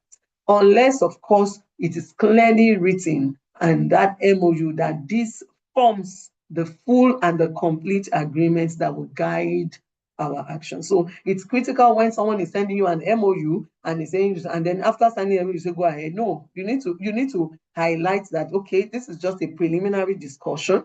And then once we agree on all the terms, we can sign a proper contract, whichever way, or make the MOU the contract itself by putting the important clause. Another way to plan is to do record keeping. Record keeping is critical for risk management. If you don't keep adequate record, we're going to have challenges. How do you keep tab on your sales, on your profitability if you don't have proper recording? So it's important to keep records of everything. Let everything be formalized. Let people come in and know they are signing things. Come in today, okay, this document. Let there be an admin department or someone who takes the admin role. If you are still doing the business alone, it means that you will multitask. And I know that happens to a lot of us women when we're starting out our business. We still feel like I can't employ somebody now. So you are the CEO, you are the admin, you are the lawyer, you are everything. But you can only do that for a short while as your business starts. The moment your business begins to grow, gradually you must carry the mind of creating this proper structure and formalization to help your business. Otherwise, you find out that the business will remain stagnated in that state and you won't be able to scale. You won't be able to thrive. That's why you find businesses 2 years, 3 years, they're still the same because you're not making the move. Sometimes the move will challenge you. It's not even sometimes, all of the time. The move will pull you, it will stretch you. You would have to look for, okay, I need to pay somebody. But the truth is, if you don't make that move, you won't grow beyond that level. And that's why it's important. Then finally, you must stay consistent. Stay consistent with filing. I've talked about annual returns. It's simple. It's not so much. Just make up your mind. I will engage this person at the end of every year. By the way, your annual returns, the date when it becomes payable depends on when your company was registered. So that calculation, once you've spoken with your consultant or whoever you decide to engage, the person can advise on when it will be due, and then you keep a record of it and then keep a tab on that thing. Annual returns must be done in June. Annual returns is done in September. So once you put that record there and you are able to comply. There are tools that can help us make this thing easier nowadays. Some digital tools, if you have them, put a Google Calendar. And someone was talking to me about it. Toolits. What's the name of that app that you can just Todoist. God bless you, man. Todoist. You can have that app. You just put, I need to do this in this month. I need to do this. For those of us who are still multitasking, doing almost everything, you can engage some of these things to help. And then if you have the ability to employ someone, you look at this is what person must keep a tab on and must be doing it for you. Avoid delays in filing. Penalties actually can be very painful sometimes. I have a client, they didn't know that CAC has changed rules before about shares, unallotted shares, and they had about 9,000 unallotted shares. They are currently, it was after they engaged us when we're doing our legal audits, because when you engage us, we take your entire legal organization and look at every aspect and point out things that needs to be addressed. So in our legal audit, we found out that, they have an unallotted shares. They are violating CAC requirement. By the time we started engaging CAC, we're talking about penalty of over ₦1 million that they have to pay because it's lapsed for more than 1 year, and CAC is charging penalty on a daily basis. Every day of default, they charge money, and they multiply the money by the number of directors in the company. So we're talking about penalty of over ₦1 million that is being charged. This is why you must keep a tab on these things. If we do it at the right time, it's not expensive. So when people say that legal service is expensive, actually, when you don't have legal service, it's more expensive because the cost of engaging one to help you see these things and quickly address them, you can never compare with the cost of the penalties you pay when you don't address them on time and then later find out that you need to address them. All right, so let me quickly take this case study. Yes, so this is a very practical example of ensuring that we stay consistent. Another clients that came to me when they had a challenge, put it as ABC Superstores here in Ipaja. They started selling products. They opened in about a year. In fact, I was invited to facilitate one of the sessions training they did for their employees, but they didn't do anything on legal matters, and I was not consulted. The truth to be told, I didn't even think that they didn't cover that area. But they didn't know that under the consumption law, consumer protection law, if you have any item on your shelf without NAFDAC number and it's food, it's penalty. Food, medicine, anything they were selling, and then those people came into the supermarket and found out that some of their items have expired. It was a 5 million naira fine after they locked up the supermarket for more than 1 week, and a lot of negotiation, appealing here and there before they could unlock the place. So it's always better to know these things. And they may not know. In fact, they were like, they didn't know. I said, because you don't want to engage a lawyer now. If you engage us, we will tell you and you know how to go about it. All right. So having said that, I want to do this quickly. How many minutes do I have now left? You have like 7 more minutes, Mama. Okay, so let me just quickly do this. I'll share. Let me stop the share. I want to share a simple contract template with you and just run through it to explain some terms. The reason I'm doing this is because I know that sometimes maybe you want to enter an agreement with somebody, they send you a contract, they've drafted it already, they now tell you sign it. This is another critical thing. Don't sign what you don't understand. Please don't sign what you don't understand. Let me say it again. It's funny. And before I share that slide, let me use this opportunity to say it. Don't sign what you don't know. And for people who think, and I advise that you can use templates online and all that. Sometimes you find some of them require you to pay some token to get some legal templates. Others are free, you find online. But let me advise you, even when you have the templates, if you have the time and you have the knowledge and capacity, you can use the template, draft it, but still send it to a lawyer to look at it for you. That way you would have reduced how much you will pay the lawyer. I can assure you that, because then you're asking the lawyer to review, not to draft. Okay, so the lawyer can help you review instead of drafting. So if you have the templates, but don't just take templates online and then sign it and go. You might be doing yourself a huge harm. A client of mine, very, very practical, recent issue through, I'm still on it, is signed a contract, even into energy, solar building, solar development. And with that, they signed agreements with another company to lease solar panels and all that, to build a mini grid somewhere in Delta State. Unfortunately, it was just the other company is more like a multinational company. So they had all their legal documents ready, and then they were just sending documents to them. My Oga, who is here, and understand, sometimes they say, oh, we are just trying to make money. I don't have a lot of money to pay for legal. Went ahead and signed. So when they had issues, they had serious issues running into thousands of dollars involved. And then he consulted. I insisted, I said, I need you to send the agreements you signed with them. By the time I read the agreements, I could not help but shake my head. I said, why did you sign all of this without consulting a lawyer? He said, I know I made mistake. I know I made mistake. Okay, I said, the one you sent to them, say, I just drafted it myself. I was like, what? You're doing transactions of thousands of dollars and you don't want to engage a lawyer. Sometimes I'm just wondering, is it the African mind or what? I don't know what it is. But at the end of the day, now they are dealing with huge loss that we are trying to navigate. But because the contracts were so tight, those other people had locked up every possible area that you can take advantage of. I had to say, okay, we will see what we can salvage. But the truth is, we may not be able to salvage much, because the deed has already been done.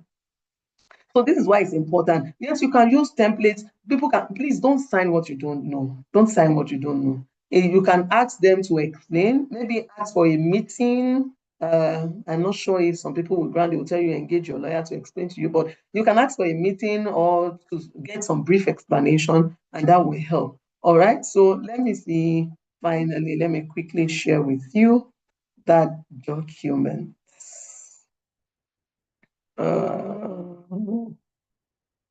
Yes, so I have it here. Let me know if you can see it. Let me know if you can see it. If you can see it, just let me Yes, know. ma. It's we can see it Okay. now. Yes. Okay. So you have this supply agreement. I decided to just use this template. So when you see an agreement like this one is between a popcorn company. I just put a template for us, not Popcorn Company Limited, duly registered, blah, blah, blah, blah. Thereafter, I am either you are the buyer or the company that want to buy something between you and the supplier's name, this, the name of the business. The supplier can either be a business name or an individual person. So in this case, I'm using the example of a popcorn company that was a popcorn making company and a supplier of sugar. So you have a supply agreement. This is the agreement is made this. So this day you put the date, but you only put the date after the document has been signed. All right. So you come here and say, what's the purpose? You have the purpose of the agreement to buy. The buyer engages the supplier to supply sugar for the use of buyer's popcorn business, and the supplier agrees to supply the same under the terms of this agreement. So what is it supplying? Supply of sugar. The supplier shall supply food grade white sugar that complies with applicable food safety standard in Nigeria. So what this means is that you have to describe what you want the person to supply. Before the person will go and bring you sugar that is poisonous, you will know this is the grade of what I want. This, and it must be clearly stated in the agreement. If possible, if it is not sugar, for instance, if it is a particular product, the full description of what you want must be embedded in the contract. A 2 meters high, 4 centimeters low, whatever, as descriptive as possible, you put it there. You see what this one has done is to say that it must be food grade, white, not say brown sugar, it's white, and that must suit the food standard in Nigeria, food safety standard of Nigeria. So it means that when the person is supplying, you are checking, does it match the standard, the SON standard for sugar, the NAFDAC standard for sugar? If it does not match, that can be a ground in which you reject whatever is supplying. Quantity and delivery schedule shall be as per buyer's purchase order. So it means that from time to time, if I want to buy, I will send you a purchase order. It is purchase order that will determine what you are bringing per time. All deliveries shall be made to the buyer's production facility. Don't bring it to my office. Our production facility is in Mushin. That's where you will deliver it to. Okay? All that has to be there. And if there's any other place you communicate in writing, then price and payment. The agreed price of the sugar shall be per kilo or per ton, whatever, and it will be subject, if you want to change it, any changes to it will be subject to our mutual agreement in writing. So let me assume that you agreed it's going to be 500,000 naira per ton, and then after two years, our new government came in, dollar went high, and all that story, and price change. Whatever is changing the price, we come back to the table, negotiate the new price, send the agreement does not have to be an agreement like this again. It can simply be like a letter that both of you sign. This is the new price. This is the price. It becomes an addendum to this agreement. It's attached to it. So this is the new, with particular dates when the new price will become effective. Payment shall be made within so number of days after delivery. Payment shall be made via bank transfer to designated bank account. All those clear things. Quality and inspection, you also specify how you are going to, the kind of quality you want, and how you will inspect to ensure it passes conformity before you can accept. Duration, for instance, you can say this agreement we are doing is just to see how you can supply us for 6 months. After 6 months, if we were satisfied, we can renew the agreement that you are the only one that will be supplying us, or we can terminate the agreement and work with another supplier. So you put a duration to say when that will work. And then even if you say we're going to supply you for 6 months, in the course of the 6 months, if I'm not satisfied after 2 months, I can still write you a letter to say, look, we're not interested in the supply again. Your sugar does not match our standard. It's affecting our product, and we terminate. And you put the details. Well, so with a number of days of notice, every termination comes with a notice period. And so when you have this kind of, then you see what I talk about, the confidentiality statement. That becomes very important. So you can tell yourself that, look, I don't want this supplier, because when it comes to supply sugars, he knows how much sugar we are putting into our product. Or he knows this thing. He cannot disclose any information about the kind of sugar we use for our bread or for our popcorn. So that's why you must put a confidentiality information. Imagine that you are using a unique kind of sugar, and that's what's giving your product the best taste. You don't want him going to tell everybody in the world that this is the sugar they use for their product. So you put a confidentiality clause there. And then dispute resolution. If things go south and our matter is not working well again, payment is not going how do we resolve dispute? All that has to be there. Then governing law, which law governs? Every business is situated in a nation, and so you say the law that governs the business you are doing. If, for instance, you are dealing with someone outside the country and you want to sign an agreement, you want to decide the law that will govern this agreement. Is it the law of Nigeria or the law of Netherlands? If, for instance, you are supplying goods to someone in Netherlands.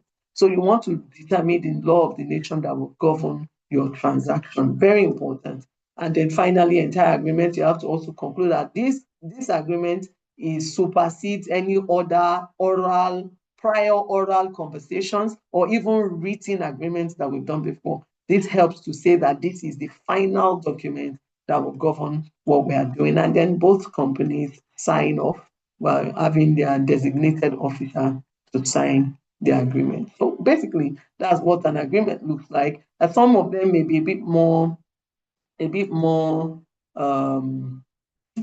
depending on the nature of the business and what you're doing, depending on the nature of the business and details of how you want it done. So I think finally, okay, before I even go to that, so for us, as I said before, I'm going to share templates.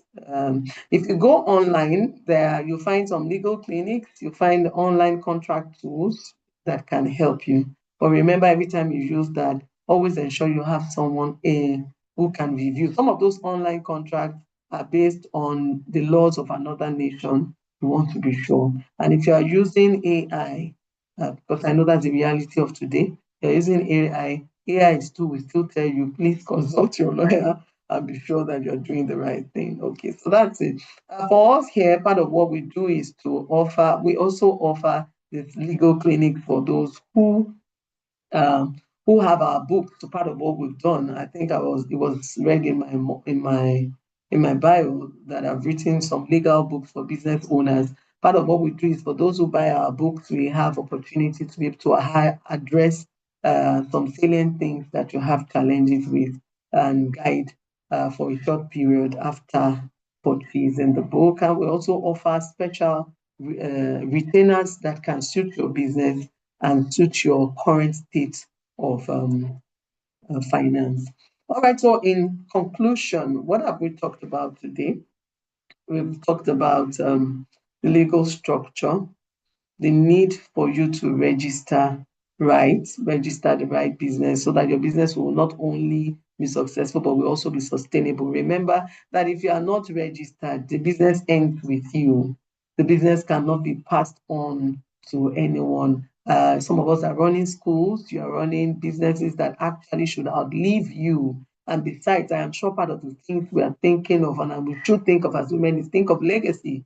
I think of legacy. We're not just doing business because we want to make money in the now. We're looking at something that would outlive you and perhaps even something you can hand over to children or even children's children. So you want to ensure that you have the structure that makes the business go beyond your person as an individual.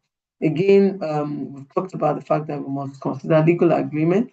The contracts are essential to your business protection, so ensure that you engage them. And then we've talked about the 3 Ps of risk management. Remember to protect, plan, and perform. Make sure that the resources that you use for your contract, yes, you can still get proper guidance from a professional. All right. I think on that ground, I want to say a big thank you for listening to me. And I'm willing to take your questions now, if time still permits. Thank you very much. Wow. Wow. I don't think we need any encouragement for us to appreciate, Lawyer Shalakbe. Thank you so much. Yes, so yes, let the appreciation just let it keep just keep it coming. Keep it coming. Wow. Even I am so blessed. I've learned so much today already. Thank you so much, ma. Or am I the only person who got value from this session today? I don't think I'm the only person who got value from today's session. Please, let's keep appreciating her. Let's keep appreciating her. Let's keep saying thank you, thank you, thank you, thank you. We're so grateful, ma. God bless you. Thank you so Thank much, ma. you. All right, Thank and so we have some. So for me, I don't know what your. I mean, I'm referring to us now. I don't know what your major takeaway is, but one thing that I got today, I remember years ago, I went for an event. It was at a Chinese restaurant, and the MC, they can be very funny. The guy said, "Eat what you know." All right. So today she has added another dimension. Sign what you know. Don't Absolutely. go and sign what you don't know. Don't go and sign what you don't know. Wow, thank you so much. So already we have a lot of questions in the chat room. A lot of questions in the chat room. I'm sure yes, so somebody said Olajumoke Fadeyin says our own 3 Ps are protect, not that you go and carry padlock or iron gate. No, do legal work. All right, ensure you have your contracts in place to protect you, and then plan and then perform. And so let me see what others are saying. Okay, so we're going to take questions now. We're going to take questions. So we've spoken about the FIRS website already. So someone says, I have registered my business name since 2016 without a TIN. I spoke to some people about it and they told me to open another business name because I will pay a lot to get the TIN number, to get the TIN due to the number of years I have delayed to get it done. So what do you have to say to that, ma? I'm thinking, let me ask, we take 2 questions at once. At once. Just Okay. let's bunch 2 questions together. And then this person is asking that is it possible to change a limited liability to a not-for-profit business, to an NGO? So let's take those 2. Thank you, ma'am. Okay, so quickly, it is not possible to change business liability to NGO. They are far apart. They are 2 different entities. The laws differ. The factors is different. So you can't change limited liability to non-profit. No, that's not possible. Then for the person who said to register, are you sure what they are telling you is about TIN number? Because TIN number is free. TIN number is what government uses to collect tax from you. They can't ask you to pay for that. What perhaps maybe the person is referring to annual returns, because it's annual returns you do on every year and you are being charged every year, if you remember, as I mentioned. Other than that, because TIN number is free. So I would have said that, have you made attempts? You see, let me tell you the other thing I found out about most of us doing business. Most of the time we think that some of these things are so difficult we can't do for ourselves. So you are looking for someone to help you do. If you go online and just put, how do I obtain a tax identification number for my business? You will see several things will pop up for you and you'll be able to find the answer. FIRS, you will get answers. They will give you free of charge it's not, it doesn't come with a cost at all. It doesn't come with a cost. It's not true. Unless maybe the person is confusing what you are saying with annual returns. And that's what people say. Sometimes they say if you have annual returns that has been unpaid for so long, they'll tell you forget about it, go and register another business because of the penalty. Remember I talked about penalty and all that. So if it is accumulated, actually it can be, unless you have been using that name, it has become so, it's been known with you, you don't want to throw it away, you don't want your customers to be confused when you change name. Then you say, okay, please go and pay the annual returns and go ahead. But I don't think this is completely untrue about PIN number. Completely untrue. Thank you so much, Ma. Okay, so we still have more questions. So someone is asking, she says she needs counsel about an issue regarding her business intellectual property, but she hasn't. So what exactly She's the one that has her hand up, right? Yeah, I Yes, know. ma. Yes, Okay. ma. All right, please go ahead, Ma. Okay, ma. Thank you so much, ma. Thank you for all the enlightenment. Somebody reached out to me that she wants to do like a wholesaler of my product. So Okay. I already gave her all the details, told her the minimum quantity that I can sell, gave her prices. We've gone Okay. to the point of she doing a label. I put my NAFDAC number. That's the way NAFDAC allowed it. So Wait, what we'll do is, sorry. yes, ma. Your label or She her did her label. own label with all my Okay. ingredients and everything on it. That's the way NAFDAC allowed. But what NAFDAC expect from me is that my name will appear as the producer, so that Okay. if anything comes up, they will That's hold the me one. responsible. So that's Absolutely. the law. So I already gave all these things. I've spoken with our printer. They've done a label. So I now told her, okay, send me the final order so that we can and she has a timeline, like, oh, she has a trade fair she wants to sell. We are not in the same location. So I said, okay, send me your final order so that we can start production, and then we'll be able to ship before the. So she now sent back a fresh order, removed the major part of the purchases she sent to me earlier, and then she did not eventually. So I told her, I said, no, I can't do this. It's lesser than the minimum quantity that I can do at that rate. So she didn't get back to me anymore. So I was discussing with somebody, and this person said, do you know that that person can still go ahead to sell the same product because you have already given out too much? You have given out everything. She has a label already.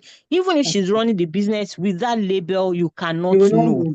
And the person has already cheated you. So I'm like, okay, what can I do in case another person reach out to me for the same thing? How do I protect myself? Even if the Okay. person did not eventually buy from me. Okay. So part of Yes. what I said, thank you. These are things that happen. Sometimes you make this mistake, but don't make it often. So it's good that you can correct it. Don't give out certain details until what you will do is put your business process in such a way that there are um, there are, how do I put it, timelines or um, certain level of commitments that you would have gotten from a client before you release certain things. So look at the sensitivity of the information you want to give, like your NAFDAC number and your label and everything. You should not have released unless the person has made the order and they have started production. You should not have released. So you should have an arrangement. So when people come to you, you say that this is the way we go about it. We discuss, we agree, we sign an agreement, because you ought to have signed an agreement, and then the payments are made before we release this, we release that. If you don't do that, people will take advantage of you without doubt.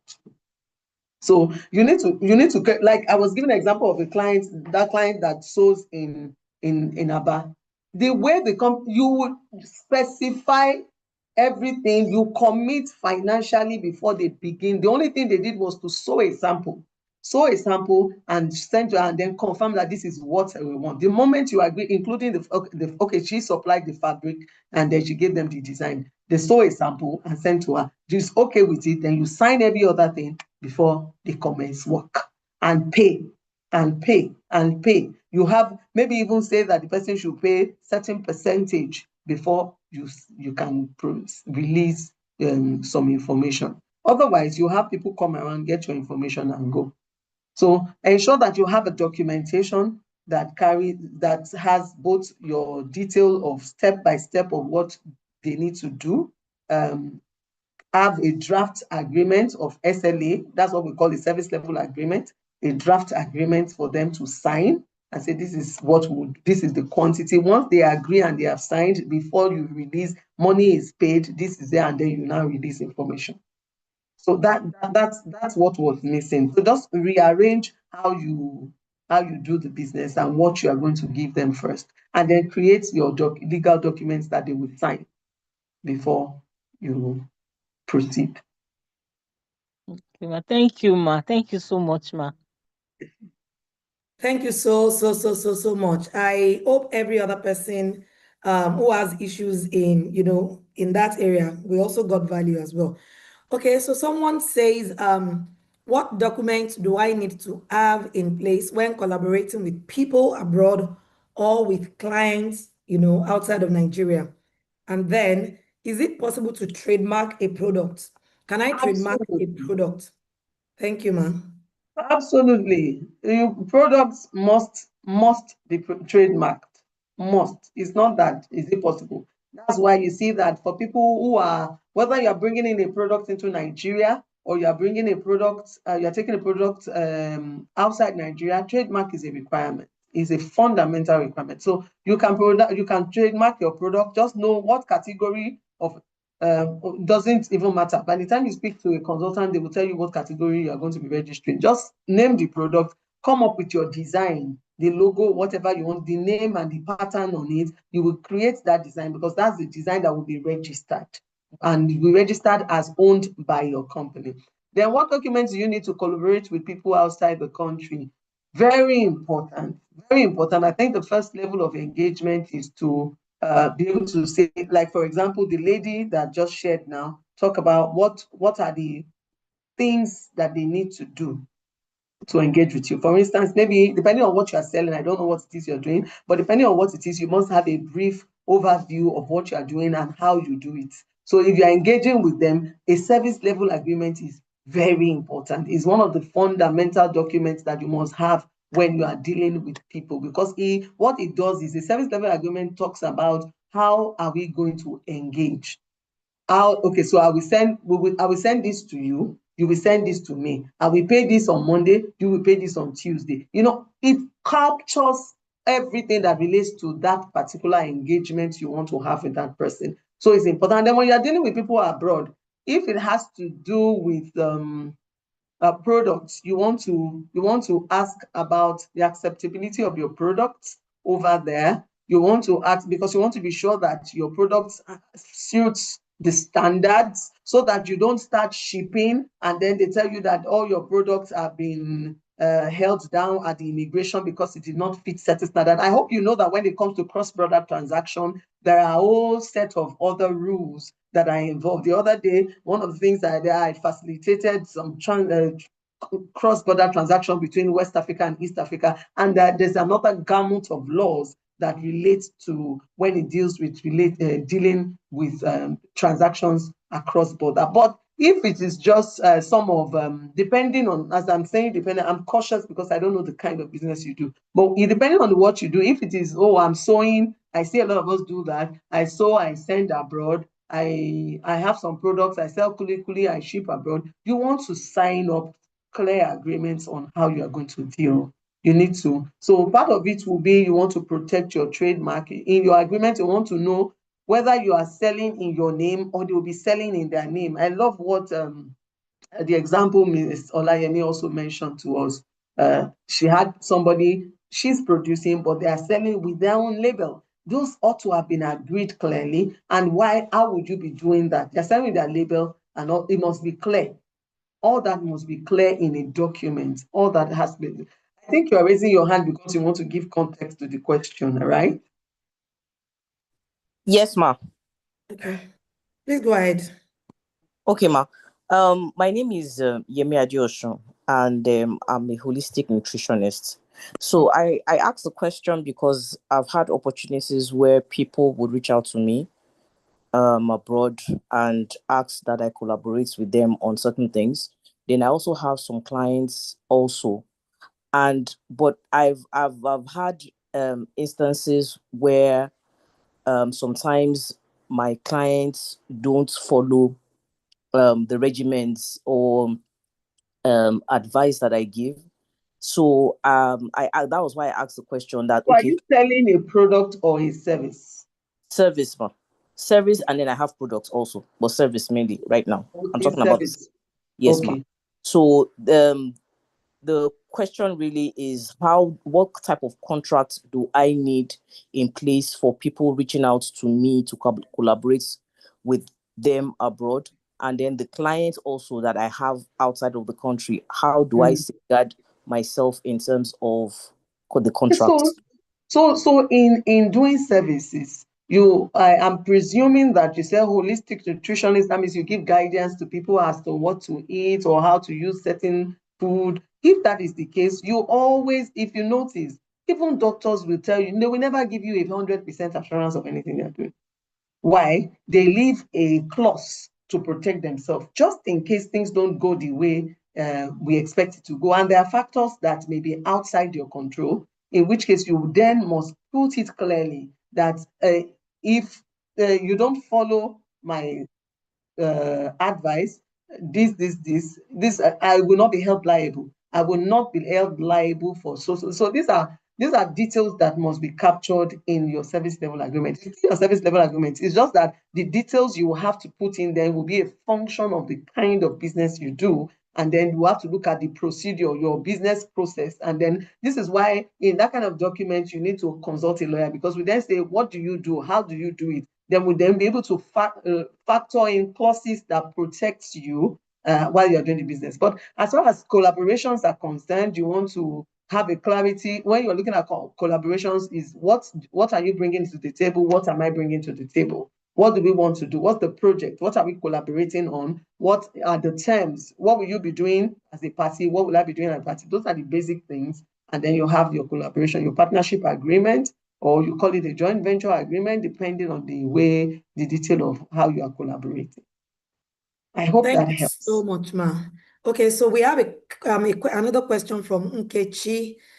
She's asking that, is it right for NAFDAC to know your exact ingredient and how you mix your products?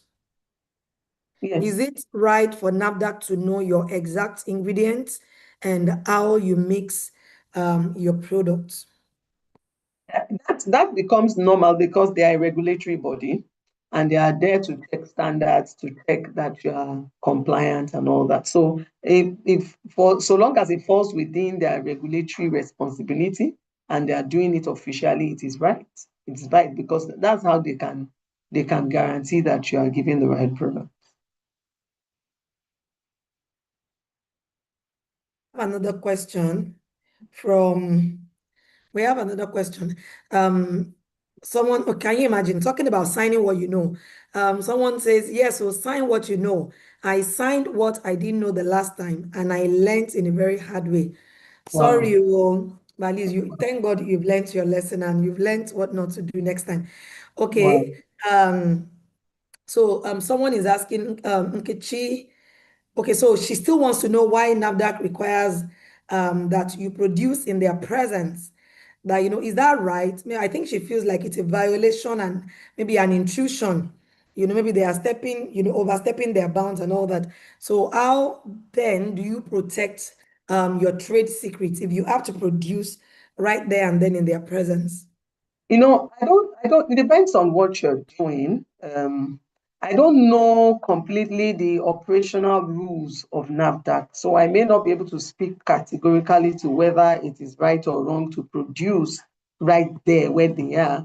But I know that NAFDAC has the right to inspect, and inspect includes inspecting your facility, inspecting the procedure, and to see, and before they can give you a certification that yes, you're doing it right. But and I don't think but for the fact that, let me not say I don't think, because we're in a special country, Nigeria, and it's getting better. Sometimes you find government officials also overstepping their bounds there, but importantly, it would be good to know what is the operational procedure. I can't speak to that right now, but I could find out. But I don't think they are doing anything wrong coming to inspect how you are carrying out the production. Thank you so much. So someone wants to know if she can file annual returns by herself, which I think you've answered, but I mean, I'll allow you to speak to that, ma. Can I pay my annual returns by myself? Okay, so And yes, ma. annual returns, you would need to be able to access the post incorporation portal of CAC. That post incorporation portal is only accessible by legal practitioners, accountants, and company secretaries, I think. Yes, those are the people. And CAC license them to do so and they pay CAC for them to be able to do so. So for annual returns and the likes, you're not likely to be able to Do it yourself. Yes. Thank you, ma. Okay, then someone is asking, I guess this person has an Airbnb or Okay. that short letter intends to have one. Mhm. She's asking that would SLA be required for an Airbnb or hospitality business? Okay. So what you should do, not necessarily like an SLA, it means that when people come into your Airbnb and they want to lodge, you should provide a form for them to fill, a form that requires them to say, give you their basic details. You should also have a contract, a simple contract for them to sign to say, okay, what is there? This is your name. How long are you staying? What are the things you are going to how long are you saying? What are the commitments you must have? For instance, maybe you cannot damage something. We will inspect after you leave. If anything is damaged, you would have to pay for it. You understand? Those basic, there are clauses that come with contracts. So they should sign a simple contract of coming on board your facility. And then when they are going, that's why even when we go into hotels and you lodge, when you want to go, they will tell you want to check out. You drop your Yeah. bag. Someone wants to quickly That's inspect true. and check. Okay. Yes, because those are basic things. Sometimes in some organizations, you find them written in small prints on your receipts that you sign. We call them exclusion clauses. In law, the strategy is even to make it so small that you can't read it. How many of us have Fine signed print. things in They the call it bank fine that print. you did not even read? You just sign, you not even read, and then you sign and go. So it's important to sometimes you put all those things. For me, instead of making it small, just make it an additional document, that a form for those coming in to lodge, a form for them to get their practical details, and then an additional document that has a basic contract and expect them to sign it. It just makes it clear. It makes your business open, and you are transparent for your customers. Also for them to also know that they are being protected too. If they are staying, you are ensuring that you can maintain the standard and you are protecting them. So Thank you very much. Okay, so we have one last question that says, concerning protecting one's company data, how do we sign a legal document with temporary or contract staff who need to manage duties on our social media platforms that would require us releasing company details to them? So how do we manage that bit? I love that. That's a very brilliant question, because this is one of the major issues that a lot of people have now.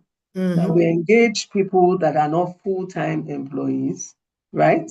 And then we commit to them critical things that has to do with either us or our business. So part of what you do, remember I said, you must ensure that you get people to sign on disclosure agreements. So I have people who manage my social media platforms. In fact, most of not all, my business social media platforms are managed by other people. and they are contract staff. So, but what you get them to do is to sign a non-disclosure agreement. So you're going to have access to my password, but you can't share. I also make that happen for all the people who work on our website. So tech persons who come to work on our website, they all sign non-disclosure agreements.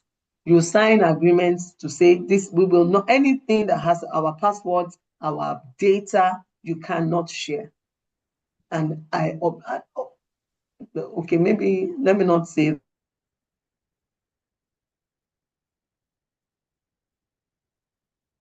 Wow, I think, can anybody hear me? I want to be sure because our screen is frozen. Yes, Is it? ma. Yes, I hear you, Okay, coach. okay. I'm sure she's gonna come back. Wow, is anybody getting value from this? I am so loaded. Although I also have a question and I'm just hoping she'll be able to answer. Hey, come, oh yeah, let's start praying, that the network will be released in Jesus' name. We unfreeze our network in Jesus' mighty name. Okay, so while we're at that, I'm thinking we can quickly launch our poll. Wow, network, don't do this to us, so God Almighty.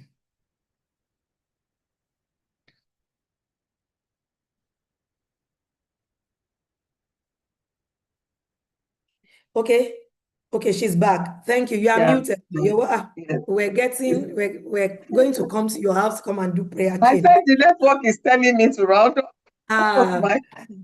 all right, But ma'am. anyway, I'm saying that don't engage people who you don't have some level of trust in. Business is about trust. So thank God for legality. But I always say to people, an agreement will only do so much so as solidifying an existing value of trust that exists between parties. So there must be, if you're engaging people, be sure that you've done your background check. Check out what they've done before. Don't just say, oh, I know him, oh yeah, you give him your passport. No, find out, has he been doing it for somebody before? What's the report they have about them? Do background check, because those are sensitive information about your business or about your organization. Don't give it out carelessly. So ensure that the people you are engaging are people that you have tested, or at least you have them recommended by people who have tested them, who are sure that they have integrity and they have the capacity to be able to handle it. Then put a second layer, which is that they sign a non-disclosure agreement, sign agreements that they will not disclose your information. It's so critical. And then how you want them to operate. If it's social media, how often are they going to share what they will do, what they cannot do with your media, and then what they are posting? Please, by all means, even though recently I made a post on leadership and micromanaging.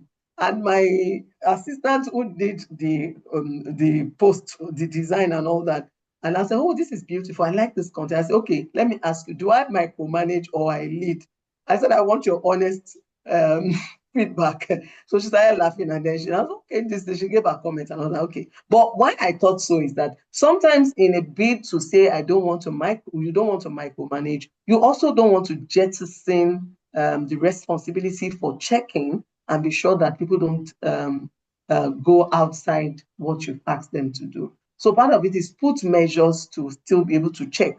Don't just give them blanket opportunity to be posting anything and you are not checking. No, as much as possible. Even if they are good, let them give you what they are doing, review, approve, or someone else have someone who reviews, approves before it goes out. And I just think that way you will be building more security around your personal information and whatever your brand that you are putting out to the public. Okay, Wow. thank you so much, Ma. So I have one last question. And I'm hoping I believe I'll be able to get some form of direction. So there is someone we work with, we're into publishing, all right? So there is a particular project that we're on right now, and we have an editor assigned to that project. Is not full-time, is someone we bring on board as the need arises. So there's a particular project we just go through with the editing. So he was talking to me about the author acknowledging, including us in his thanks and acknowledgement and all that. Because of the complexity of the project, we had to have a meeting, with the client in the course of this week. And so he was, when we got to the client, we had a meeting, we had a virtual meeting with the client, and it was like, oh, that the client didn't acknowledge us and him. And I felt somehow because I believe it's totally out of, it's not in his place to tell the client to acknowledge him because he works, he's on our team, he works with us. So we had a meeting with the client on was it Monday now? I think Monday or no, I think it was on Monday, and was like, oh, it was still telling the client to remember to acknowledge us and him. And of course, I there and then because the client was there, I couldn't start talking about how I think that is, improper. And also, we're gonna. It was going to send something, so it was asking the client for his email, and I'm like, send it to me. I'm here. I'm seated.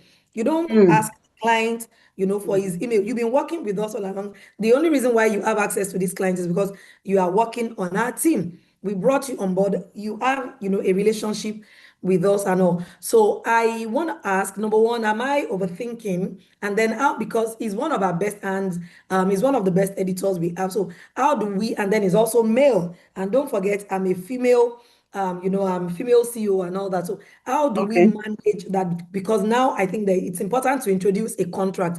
But I know if I introduce that contract on the heels of, these two What's going on occurrences, now? you will read meaning into it and you can lock Okay. up and da da da da. So Okay. how do we navigate that? I mean, I know I don't know. So anyway, how do we navigate that? Thank you, ma. So that's the last All right. question. Okay, so good. First, you're into book publishing, right? Yes, ma'am. Yes, So ma'am. do you have a contract between you and the author? Yes, we do. We Great. do. And Before we embarked on the project, we signed our contract. sign the contract with the Yes, author. ma'am. Great. So as the publishers, you have your own acknowledgement in the book, right? So right now we don't, but the author has given us the whatever to write, whatever we think we want him to say about us. Okay. But he Okay. wants his name mentioned, which is Especially. totally, yes, which All is right. totally So out of good. I this. wanted to clarify that. So Because it that was means your graphic company. designer will also want to have his name mentioned, the administrative I staff. get you. I get you. So it was your company that got the contract, and it Yes, was ma'am. your company, and there's an agreement between you, and you are also going to be acknowledged. Fine. Yes. The young man you engage, or the organization you engage for, or all of the people you engage in the course of executing this contract are not privy to that particular contract. What that means is that they are not parties to the contract between you and the author. So he has really no right to have spoken to the author about being recognized. No, absolutely. However, that is happening because there is no Yeah, existing contract between discussion us. between you and him on that subject matter. I So it take is the absence responsibility. of that that has opened the room for that, number one. Number two, even direct access to clients, you have to be very careful. There are people like that who are, some of them out of overzealousness, want to just jump and say, but it takes maturity, business maturity, to know this is, this person is not your client. This person is my partner's client. So I'm not the one that has the right to speak with the person or even send emails to the person at all. It's supposed to go through you. So the ideal thing to do is, next time, I think the first thing to do is draft your agreement with all of the people that you are going to engage. Have a standard agreement that you give designers, editors, and all that. All that would include that access to clients. How would they deal with clients if they have to be in If a they have meeting to. with clients? States you can't have direct access. Access to clients will be through you. It will be written down there. Oh, acknowledgements will be okay. So part of why do they want to be acknowledged? It depends on the kind of contract you have signed with them. Are you paying them? Yes, it's a paid service. It's not pro bono. It's paid.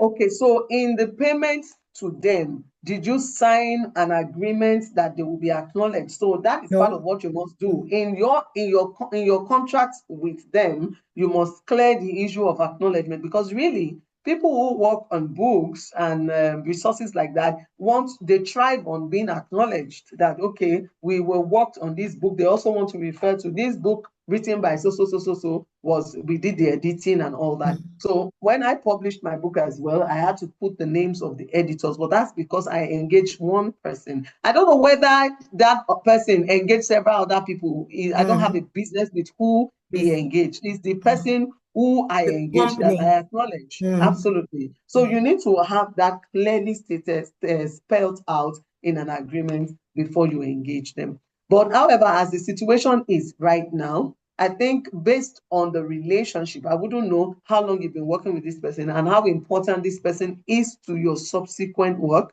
You want to manage the relationship well. It may be good to just say, oh, let's have a conversation around it. This is the position. We would like you to subsequently, this is how we want to work. We're going to be signing clear agreements on how we're going to operate, and we'll share it with you. If you have any issues you want us to discuss, let's discuss it. I think it's important to be open. And when people are engaging with, they know that you get the contract from somebody else. It shouldn't be demanding recognition. It should know. It should know. But if he doesn't know, please have that conversation around it. And if he says, oh, no, he cannot work unless he is recognized, then he will have to go and look for his own clients directly. And then you will also have to ensure that you are not running your business on one person. Yeah, I know. You have to find an alternative in case he doesn't want to work with your terms, basically. But it's a function of the kind of relationship you want to maintain with him. You want to discuss it. You want to work together to know how it will work. Thank you so much. Please, can we all appreciate our facilitator for today? Thank you so much, Mrs. Cholakwe. We are loaded and we're going out to do business better than we have ever done it before. Thank you so much. I think at this point we can have a quiz. So please don't go. We have some important announcement. I'm talking to the permit me to exit. I appreciate everyone of us. Yes, ma. Thank you so much. Thank you so much.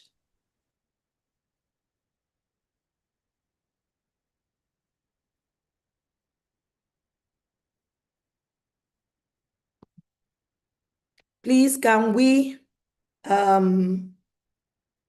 please let's quickly fill the poll. Can we all see it? Can we all see the poll? Oh, sorry, I think I launched the wrong one. I'm so sorry. Sorry. I launched the wrong one, please. Let me just quickly launch. Oh dear. Sorry, I launched the wrong one. The wrong one keeps coming up. Oh, okay, back.